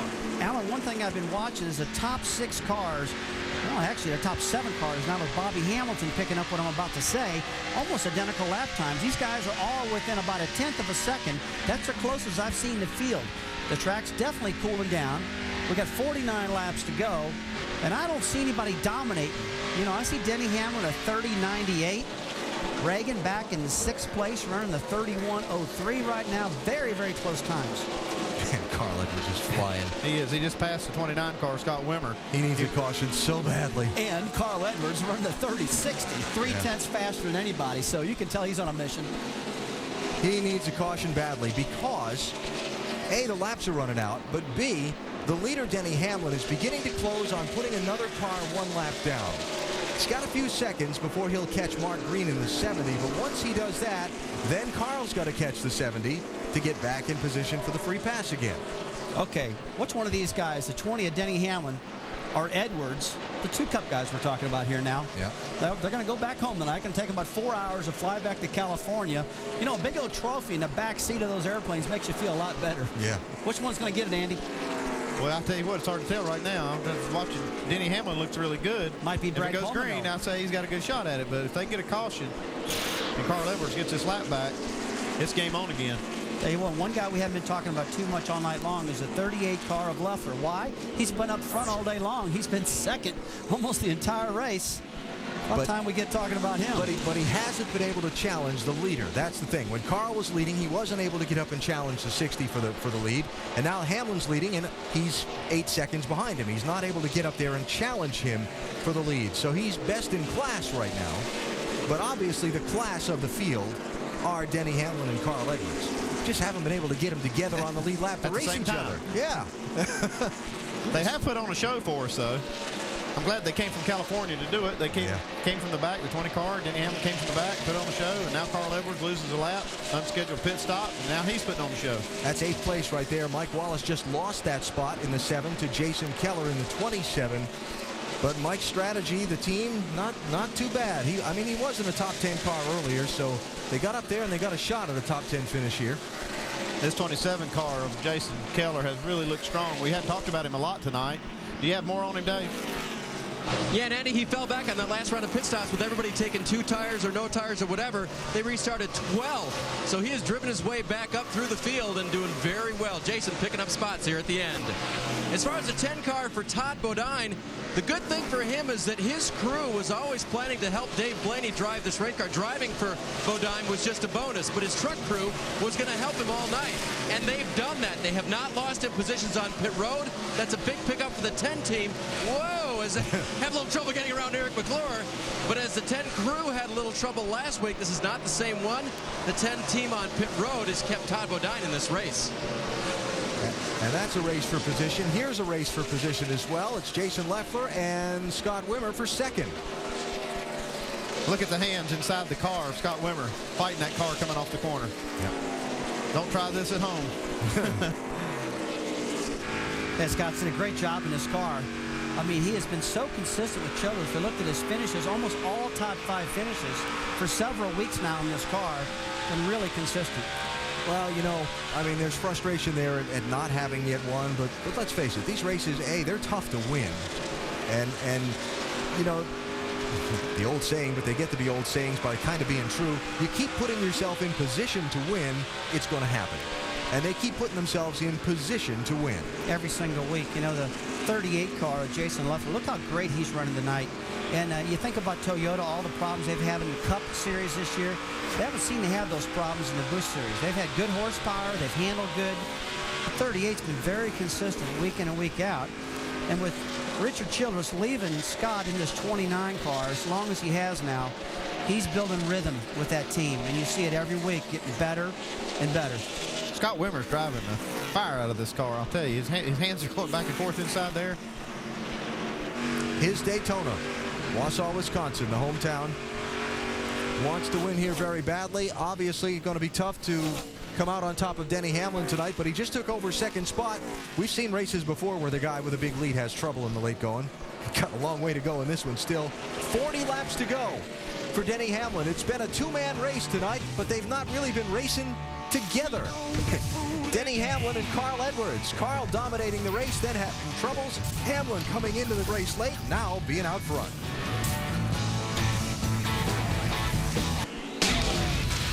ESPN's presentation of the NASCAR Busch Series at Milwaukee. It's brought to you by Aaron's. With over 1,400 stores nationwide, everyone's a lucky dog at Aaron's. By NASCAR Hot Pass, only on DirecTV. And Castrol GTX High Mileage, superior oil burn-off protection for cars over 75,000 miles. And a look at our Castrol GTX lap leaders with 35 to go. Carl Edwards has spent the most time out in front tonight. And you see the Almirola Hamlin thing, which leads us to an interesting discussion point. Should Denny Hamlin take the checkered flag first in this race, he will not get credit for the win, as I understand how these NASCAR things work, because he didn't start the race. It goes to the win and the points. Everything goes to the man that starts the race. And Denny Hamlin didn't start the race. Eric Almirola did, so it'd be a funny way to get your first win. He may be going to get his first NASCAR Busch Series win, and I'd be interested to see how he would feel about that. So that's kind of what happens during the 24 Hours of Daytona, right? Yeah. We got 3 different drivers, and they're all winners. So maybe that's going to happen here for the first time in a long time in the Busch Series. It's still 33 laps to go before we find that out. It's going to be one to talk about, that's for sure. There's Carl Edwards back of the screen, coming up on Denny Hamlin. About a half a straightaway to make up. He is in position once again to get the free pass, as Edwards has passed all the cars that Hamlin put a lap down recently. And Carl may come up and just unlap himself on the racetrack, but he's running out of laps. Man, that's got to hurt. It's not just good enough to unlap yourself at this point. You got to get back on the lead lap, and then you got to pass cars to try to get up there in contention. And we're running out of time. It has got to hurt to have a car this dominant 2 weeks in a row. And yeah, we've still got laps left, but potentially not get. Wow. That's making room. Excuse me, I'm in a hurry. But, you know, he consistently runs. He's about 0.2 of a second faster than Denny Hamlin. Denny just ran a 30.93 to Carl's 30.79. So looked like Carl was saluting. Yeah, Carl's on a mission. He drove that baby in the corner so deep he slid up into the guy, and little wave there, like, you got to know I'm coming. What's up? I started to say before we saw that little excuse me there in turn 3, but I mean, he led almost half the race in Kentucky, didn't get the win. Matter of fact, had his worst finish of the season, and he's been dominant here tonight, but finds himself in a 15th place, a lap down, coming up on 30 laps to go, and you know, I mean, he and Hamlin have had the two best cars here, and we don't know who might have won if they would race head-to-head, but he's going to be just disgusted over that turn of luck. He's probably disgusted. These Busch regulars are liking it right now because, let's face it, Carl's got a gazillion-point lead. He's won a pile of races. These Busch regulars will see this as an opportunity. Look at Jason Leffler, Coleman, guys like that. Carl drives around the outside of the 71 and down on the inside of Mike Bliss into the grass. That's two great race car drivers. That looked like a Dale Earnhardt Sr. move, didn't it? I've seen him do stuff like that before. I close my eyes. Trouble front straightaway. Caution flag is out with 29 laps to go. 56 car into the wall. That is Frank Cryer. Carl Edwards is on the lead lap, or will be momentarily. Oh my. Ha. Business getting ready to pick up. Yes, sir. 7th caution flag of this race. And I'm going to guess it's not going to be the last one. Now, do you pit? These guys got a lot of laps on the tires right now. If they've got a set of tires in the pits, they're going to put them on. You got to put them on. You can't stay out on those tires that old right now. And then the big question is who's got tires and who doesn't. I think they all have a set left, or should. Remember, Shannon was talking about earlier, Denny Hamlin made that one extra pit stop from some of these other guys. They were trying to cool off and glue up 15-lap old tires in case they needed them. If my memory serves on her report correctly, I believe that's what she told us. So 15-lap tires to put on that car when some of these other guys might have a fresher set. That can make a difference. Well, this will be interesting. Pace trucks got the fields in tow, so the pit road will be open when they come by this time. There are 15 cars on the lead lap, including Carl Edwards, once he gets sent around. One thing we know, Carl will start at the end of those lead lap cars. He'll be no better than 15th on the restart. That is the NASCAR rule. Once you get that lucky dog, you have to start at the end of the lead lap cars, regardless of what people do as far as pit strategy and pit. Who's going to come in? Looks like they all are going to stop. Dave, lead us off. And Jason Leffler's crew is saying, I hate this position, but we gotta come. We will put 2 right side tires on here, no adjustments, splash of gas. Hopefully that'll help him with a little adjustment as far as the weight of the car is concerned for Jason. Jamie. And David Rudiman been complaining he's tight in the center. He said his car plows like a dump truck on the exit. They're going to make some adjustments and try to get him straightened out. 4 tires and fuel. Obviously, they will be good to the end. Shannon. Well, Jamie, I showed you those tires that the 20 team were cooling off. Those tires are now going on that number 20 car. 15 laps on those tires. Denny Hamlin also says that it's a little tight center, loose off, so they made a slight track bar adjustment, and he's off. Had a couple guys, look out on pit road. Wow. Brad Coleman, Todd Bodine, David Reagan there. And he had a couple guys try some strategy there. Yeah, Scott Wimmer got 2 tires, got out first. So did Jason Leffler. Jason Keller looks like gained 5 spots, got just 2 tires. The 18 and the 6 got together coming off pit road. Looked like the 6 may have got the worst of that. Yeah. And I want to check and see what Jason Keller's team did, too, on their pit stop, because he gained an awful lot of positions. They, I would seriously doubt, took 4 tires. Right front. Yeah, the 6 car came out. There was just about 3 wide there. We can see in the side of the 18 where the 6 car's right front fender went. I think that David Reagan got the worst of this. Andy, it looks like he got it on the left side and the right side of the 18 car. Both sides are caved in. Look like a cue ball coming out of there. Let's watch this. Bam there, bam there. Together. They got both sides of that 18 car. Todd Bodine in the 10 car, his car's already torn up. So he's just going to force his way out. What's the damage going to be there? Really. View from Mike Wallace following David Reagan down pit road. And yeah. Man, that's tight. Yeah. The guy who made him just might have made the best move of the night was Scott Wimmer putting right sides on, getting out ahead of that crowd. He did a great job beating everybody out there. Carl Edwards is in, Jamie. Well, guys, they're going to mix it up a little bit. They put scuffs on the right side, stickers on the left sides. Carl told Pierre, give us the best tires you got, and this is what they came up with. He's got his work cut out ahead of him, but the good news is he is back on the lead lap. Remember, they used up a set of right side stickers when they had the cut tire and took just the right sides only. Well, Carl's going to be 15th. Scott Wimmer's going to be the leader. Denny Hamlin's going to be 4th. And Ben Steger's had a busy night carrying those right side tires around for Stephen Light. He'll pluck that rubber out of there, too. Very nice.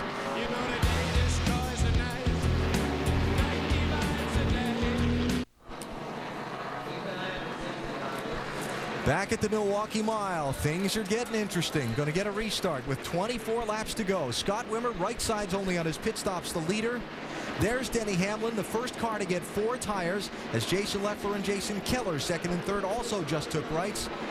Hamlin's 4th, the leader before the caution, and now on the lead lap and back in 15th place is Carl Edwards, and it's going to be exciting to watch. And they're going to pay off in 25 laps.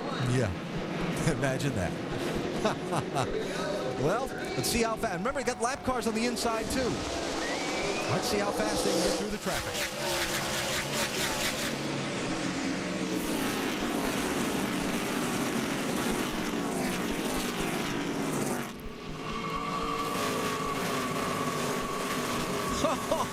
Three wide for Carl.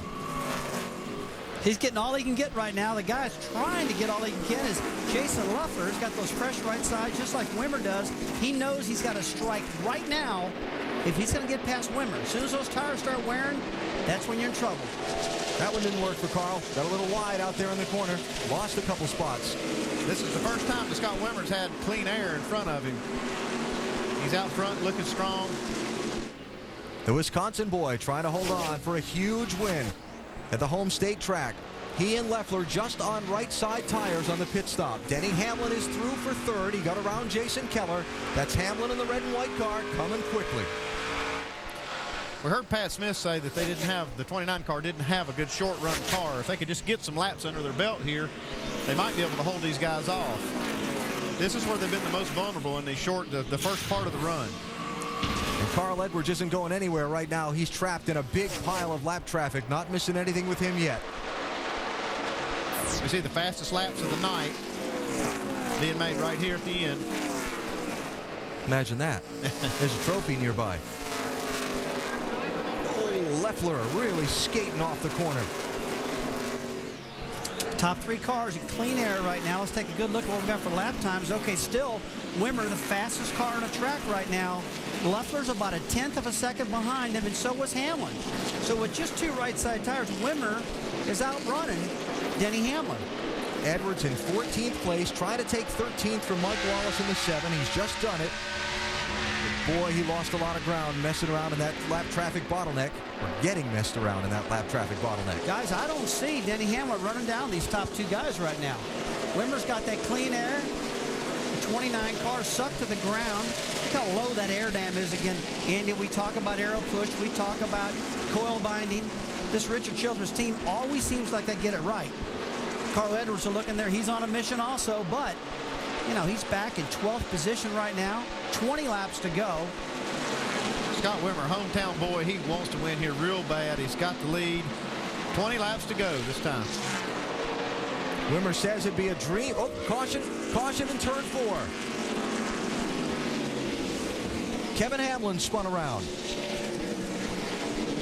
That's huge for Denny Hamlin and Carl Edwards, and bad for Scott Wimmer. He did not want to see that yellow. This is not what he wanted to see, because he has trouble getting going on restarts, and he doesn't need the best 2 cars really in the race, 20 Denny Hamlin and 60 Carl Edwards, to be able to close up any ground on him. Well, the only thing saving that right now, guys, is Leffler's been pretty doggone fast too. So Denny, I would think, is going to have a tough time getting around Leffler. Those 2 are going to be racing for it, and Wimmer's probably going to check out and get gone.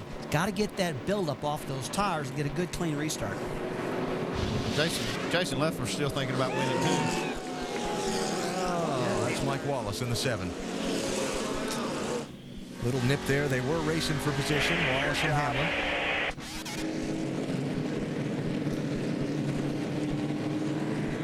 Boy, great job, Bobby Hamilton Jr. getting around this. Yeah. All right, so rewinding and getting ready to do it again. You're going to have Wimmer and Leffler still up front, Hamlin third. Now Edwards is 12th. And the restart's going to come with more than 10 laps to go, so there'll still be all the lap cars down to the inside. I got to think that Carl Edwards has run out of time with only 18 laps to go. He's too far back. Scott Wimmer's car is real fast right now. Jason Leffler really wants to win, too. I don't see him laying over for Denny Hamlin or Scott Wimmer. Yeah.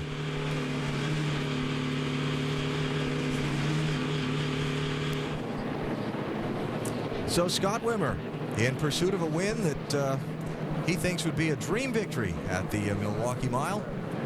His crew chief, Pat Smith, looking on. Been talking to him all night. Want to try him again? Scott Wimmer, Rusty Wallace, ESPN. You got us, buddy? Rusty. Okay, man, it's crunch time. 18 to go, and Denny Hamlin does not appear to be catching you. Looks like your key here is get those tires scrubbed off and get a good restart. You feeling good about yourself right now? I feel really good, Rusty. The guys did a great job on that pit stop with 2 tires. And really, the car out in clean air is a lot better than it was back in traffic, so that's definitely a plus for us. But we just got to get a good, clean restart here. And Carl, they think Carl's back there, but he's in traffic, so hopefully we can stretch it out again here and get my first win at the Milwaukee Mile. All right, man, good job. Thanks for talking to us. Hey, get that rubber off those tires. Get that thing back and forth. Got to get a good, clean restart. I know Pat's thinking that. All right, thanks for talking to us, buddy. Pat, thanks for the advice. Hey, Pat, Andy up here in the booth. You got a copy? Yeah, I got you, Andy. I know you guys got your fingers crossed up there, and nothing you can do right now but just kind of cheer him on. You guys feel pretty good? Just let all these people come out to watch. Shootout. It'll be fun. Okay, good luck, man. Thanks. There's Pat Smith making the call to get just the 2 tires on the pit stop, get the car out in clean air. Scott talked about a minute ago, Scott Wimmer, what a key that was for them, getting the car out in front. We'll see if they can hold on to it. Been a while since Scott Wimmer's won one of these Busch Series races. Well, I tell you what, I had myself in that cockpit just then. You know, I'm thinking, got to get this baby cleared out. Don't want that motor stumbling. Can't have any rubber built up in the tires. We're sitting there talking to Scott, and I saw him driving around, and I'm going, man, hope I haven't distracted him. Let's get those tires back and forth. Get this thing. Can't spin any tires, Andy. You know that. You'd be telling me that. Yeah, I know. I'd be saying, get those things cleaned off. Get that thing in gear. Let's go. Talked about the leader. Let's talk about the second place car, Dave. And Alan, they really wish that Pat Smith had made the call for 4 tires on the 29. Then the call for 2 on the 38 would have put him out front. They saw that as their only opportunity to win this race. Now their only opportunity is to try to jump Scott Wimmer on the restart. That's when Leffler's car is best, not after Wimmer gets going. Shannon? Dave, before that last caution, it looked like Denny Hamlin was going to run away with this race. They put those tires on that had 15 laps on them, and they're too tight. Denny came over the radio and told crew chief Dave Rogers, I have nothing. I'm trying. Dave Rogers said, I know, Denny, you never leave anything out on the track, but right now I need you to dig down deep. Jamie?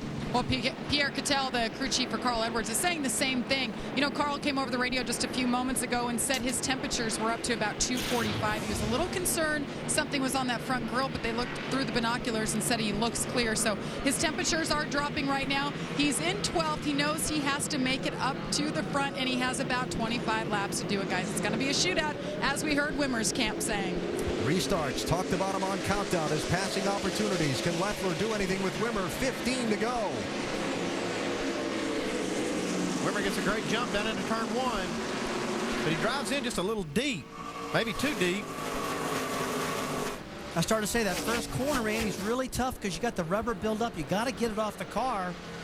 Off the tires, looks like Leffler got a really good low line and almost got him arrow loose coming off the corner, but looks like the 29 is starting to come back alive now. Oh, trying to get to the outside. Man, you can see Leffler's hands working. Can he cross over to the inside? Leffler looking low. And while they're side by side, watch Hamlin in that 20 close up quickly. 2 hungry guys going after it. And here comes a third one. Man, this is tight. And as a driver, you do not want that 20 car under your bumper, making you loose up off the corner. And the guy in a tough position is Jason Leffler. 3 equal cars, 3 wide. Who's going to lead this lap? Hamlin to the inside, the 3-wide pass. Is he going to slide up in front of Wimmer for the race lead? Wimmer fighting, just trying to stay up on the outside. Whoa. Just can't do it. Wow. Denny Hamlin's got the clean air. the man. I have to agree. Yeah, I'm not going to argue about that one. That's Power move right there.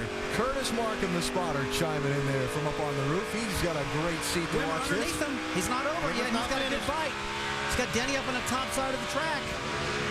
Scott was faster than Denny right before that last caution flag. And Wimmer needs to strike back right now while he's got good, fresh tires still. Oh, goodbye. Look at the run that Hamlin just got off of 2. Oh, come on. Don't be giving up on him now. I just watching the picture there. Man, he drove away from him off that corner. Yeah, he did. But I'll tell you what, in that last run, Scott was faster than Denny Hamlin. But Denny's got the clean air now. And, guys, we all know that is everything. He rolled the dice there on that move just to get out front. It's going to look like it's going to pay off for him. Be 10 laps to go. Next time they cross the start-finish line for Denny Hamlin and Eric Almirola trying to win. Remember, Almirola started this car, led the opening 43 laps of this race. Then they made the driver change. Last time a relief driver won a major NASCAR race, Darrell Waltrip, subbing for Donnie Allison, August 7th, 1977. The Busch Series started in 1982. It's never happened in the Busch Series that we can find. It might happen tonight. I tell you what, I just bet myself. This is the reason I always lose in Vegas when I even try to stick a quarter in a slot machine. I would have thought that Wimmer would have checked out and got away from those guys based on what I saw for lap times before the caution flag. He just needed a couple more laps of clean air. If he could have just got a couple more laps. Those short runs have been his Achilles heel all night. Those first few laps right after a restart. As we can see now, he can keep pace with Denny Hamlin in the 20, but he doesn't have the clean air. He's not out front. And he's not giving up, though. Yeah, and you heard what Denny said earlier. He said, I'm toast. I'm done. I can't. These scuffed tires, and now you see Wimmer kicking their rear end out, losing the rear end, trying to catch him. That's where the crew chief really has to get in that driver's head. We heard Dave Rogers tell Denny Hamlin, hey, just give it. You can dig down. I need you to dig down deep here. You got some more. Show it to me. Give it to me. We dug down deep through the floorboard and into the asphalt on that one. That's for sure. You know, clean air is the coolest thing. Turn 4. Got some cars spinning around. Caution flag is out. 11 car Mark Mitchell has gone around. There's 59 of Marcus Ambrose. One other back there trying to get himself righted. Cale Gale in the 33. Oh, and I didn't see Brent Sherman up against the inside wall. Okay, another opportunity for Wimmer right now. He knew what he did wrong last time. Got up a little high in the racetrack. Didn't get the tires in quick enough. He's probably thinking, all right, one more shot. Let's see what happened here. Looks like these guys stacked up in the corner got together. Put Richard Johns on the spun list. And then these other guys, we see Ambrose spinning to try to miss him. Marcus Ambrose in 59. Richard Johns gets into the 11 car. Spins Mark Mitchell around.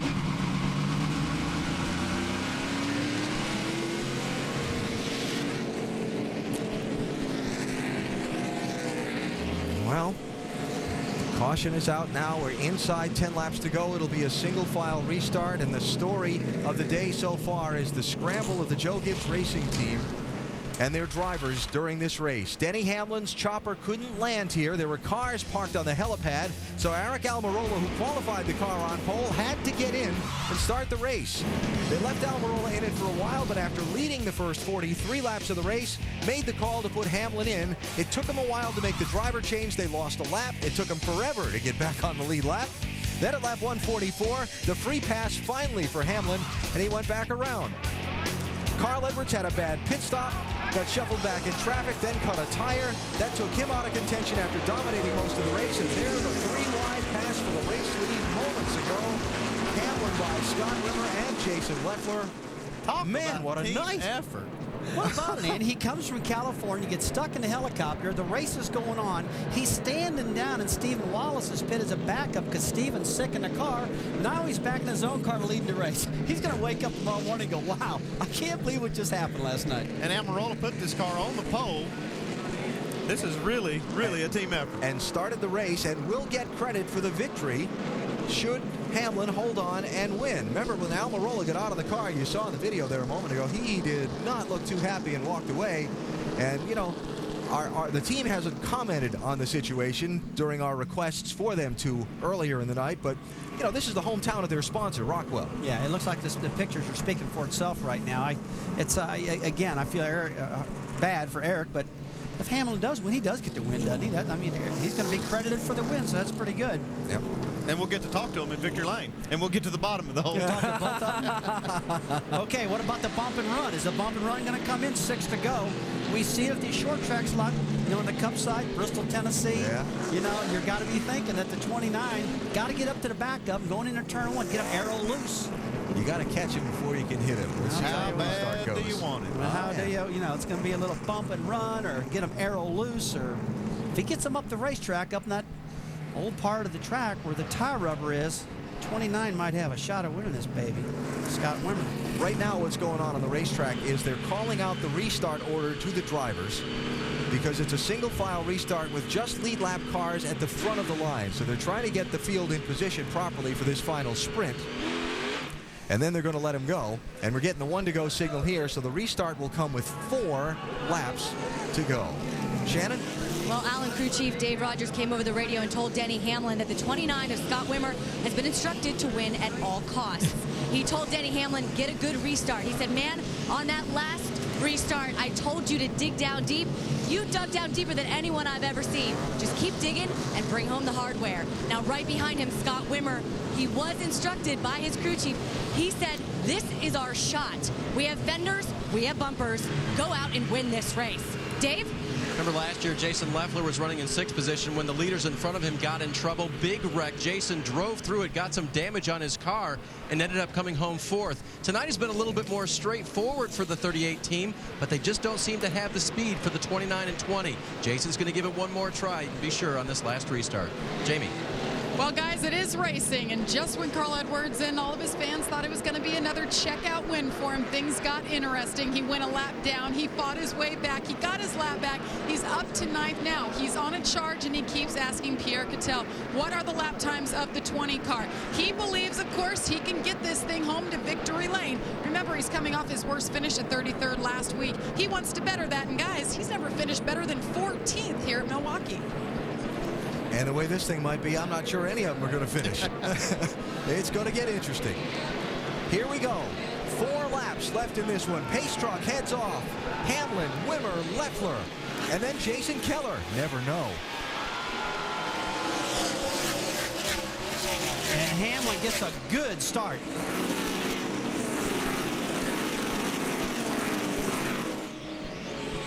Coleman around the outside of Keller. That'll be for 4th place.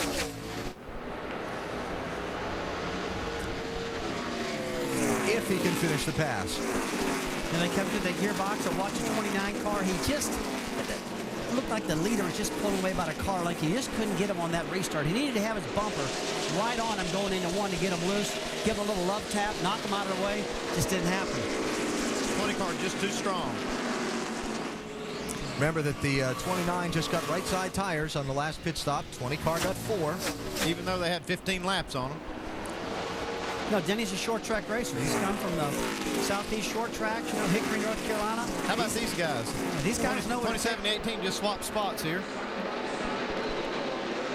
Oh, look at Carl with the back of that line. He had his hands full. 2 laps to go. This is for the 4th and 5th positions. 18 of Coleman, 27 of Keller. Coleman's going to get the spot. And up front, Denny Hamlin trying to check out and get away from Scott Wimmer. If he gets to the start-finish line, that takes out the green-white checker if there's no caution in this next few seconds.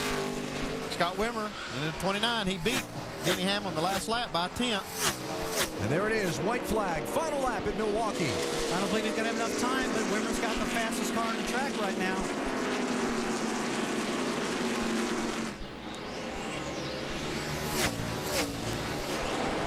Denny Hamlin started the day in Sonoma, California.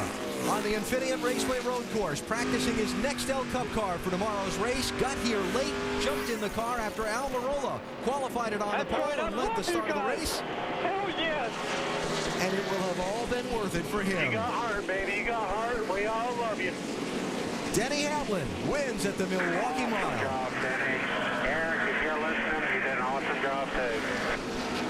Eric, this is your race car, man. I appreciate everything you did. Guys, there's a lot of emotion tonight. We got hardware. We set up all over the race. Just want to thank all the people from Rockwell for making it all happen. Track 3. Well, in the record books, it's going to say Eric Almirola won the AT&T 250 in Milwaukee tonight. That's some kind words from the crew, though, that Denny had towards Eric. I mean, he brought Eric back in to make him feel part of this win, part of the team. That's awesome. Crew chief also coaching Denny Hamlin and making him, helping him dig deep. I think we're in for some burnouts. Let's talk to the crew chief while we watch him. Shannon? I'm here with crew chief Dave Rogers. What an emotional night for you. First of all, I have to ask, who and when did you guys make the decision? Who made the decision to take Eric out of that car and put Denny in? It was a group decision. It's tough, you know. Denny really didn't want to get in it. We didn't really want to take Eric out. But this is Rockwell's global headquarters, and we got a lot of Rockwell employees up in the stands. Denny doing a burnout right in front of us.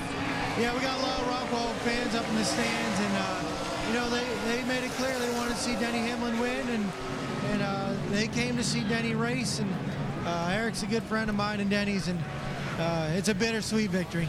All right, a win for Eric Almirola and Denny Hamlin and the number 20 team tonight. Virginia Tech, remembered by Virginian Denny Hamlin in his celebration tonight. Some decisions are tough. Yeah, it looked like a little bit of a Polish victory lap in the honor Alan Quickie and Virginia Tech. Sure. Alan from Wisconsin. Yeah. This decision really paid off for this team, though. What a great story. What a night. The dominance of Carl Edwards, the flat tire, he came back around. Edwards wound up finishing 8th. The whole helicopter problem and the drama to get this driver in the car to start the race, and then it didn't happen, and he wound up in it, and they'll share the victory tonight, Eric Almirola and Denny Hamlin. Scott Wimmer finishes 2nd. Jamie?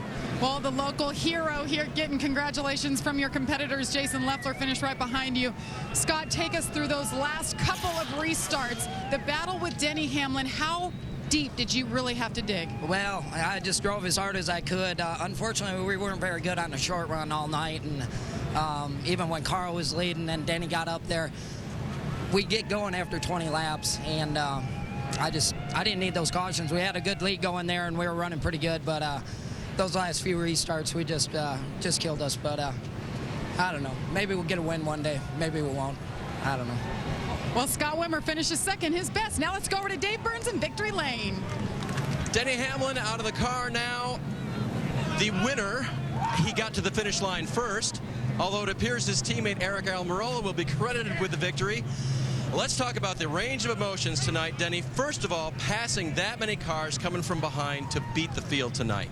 I tell you, to do it on old tires, you know, we didn't have the tires these guys had at the end, and you know, we had to put on 15, 16 laps of Gauss, and I was really worried, but man, what a great race car. We really made improvements on it throughout the day, and Dave did such a great job that the whole team, man, I could not be prouder to do this for Rockwell Automation in their hometown. It means a lot. Dave Rogers said you were reluctant to get behind the wheel and replace Eric.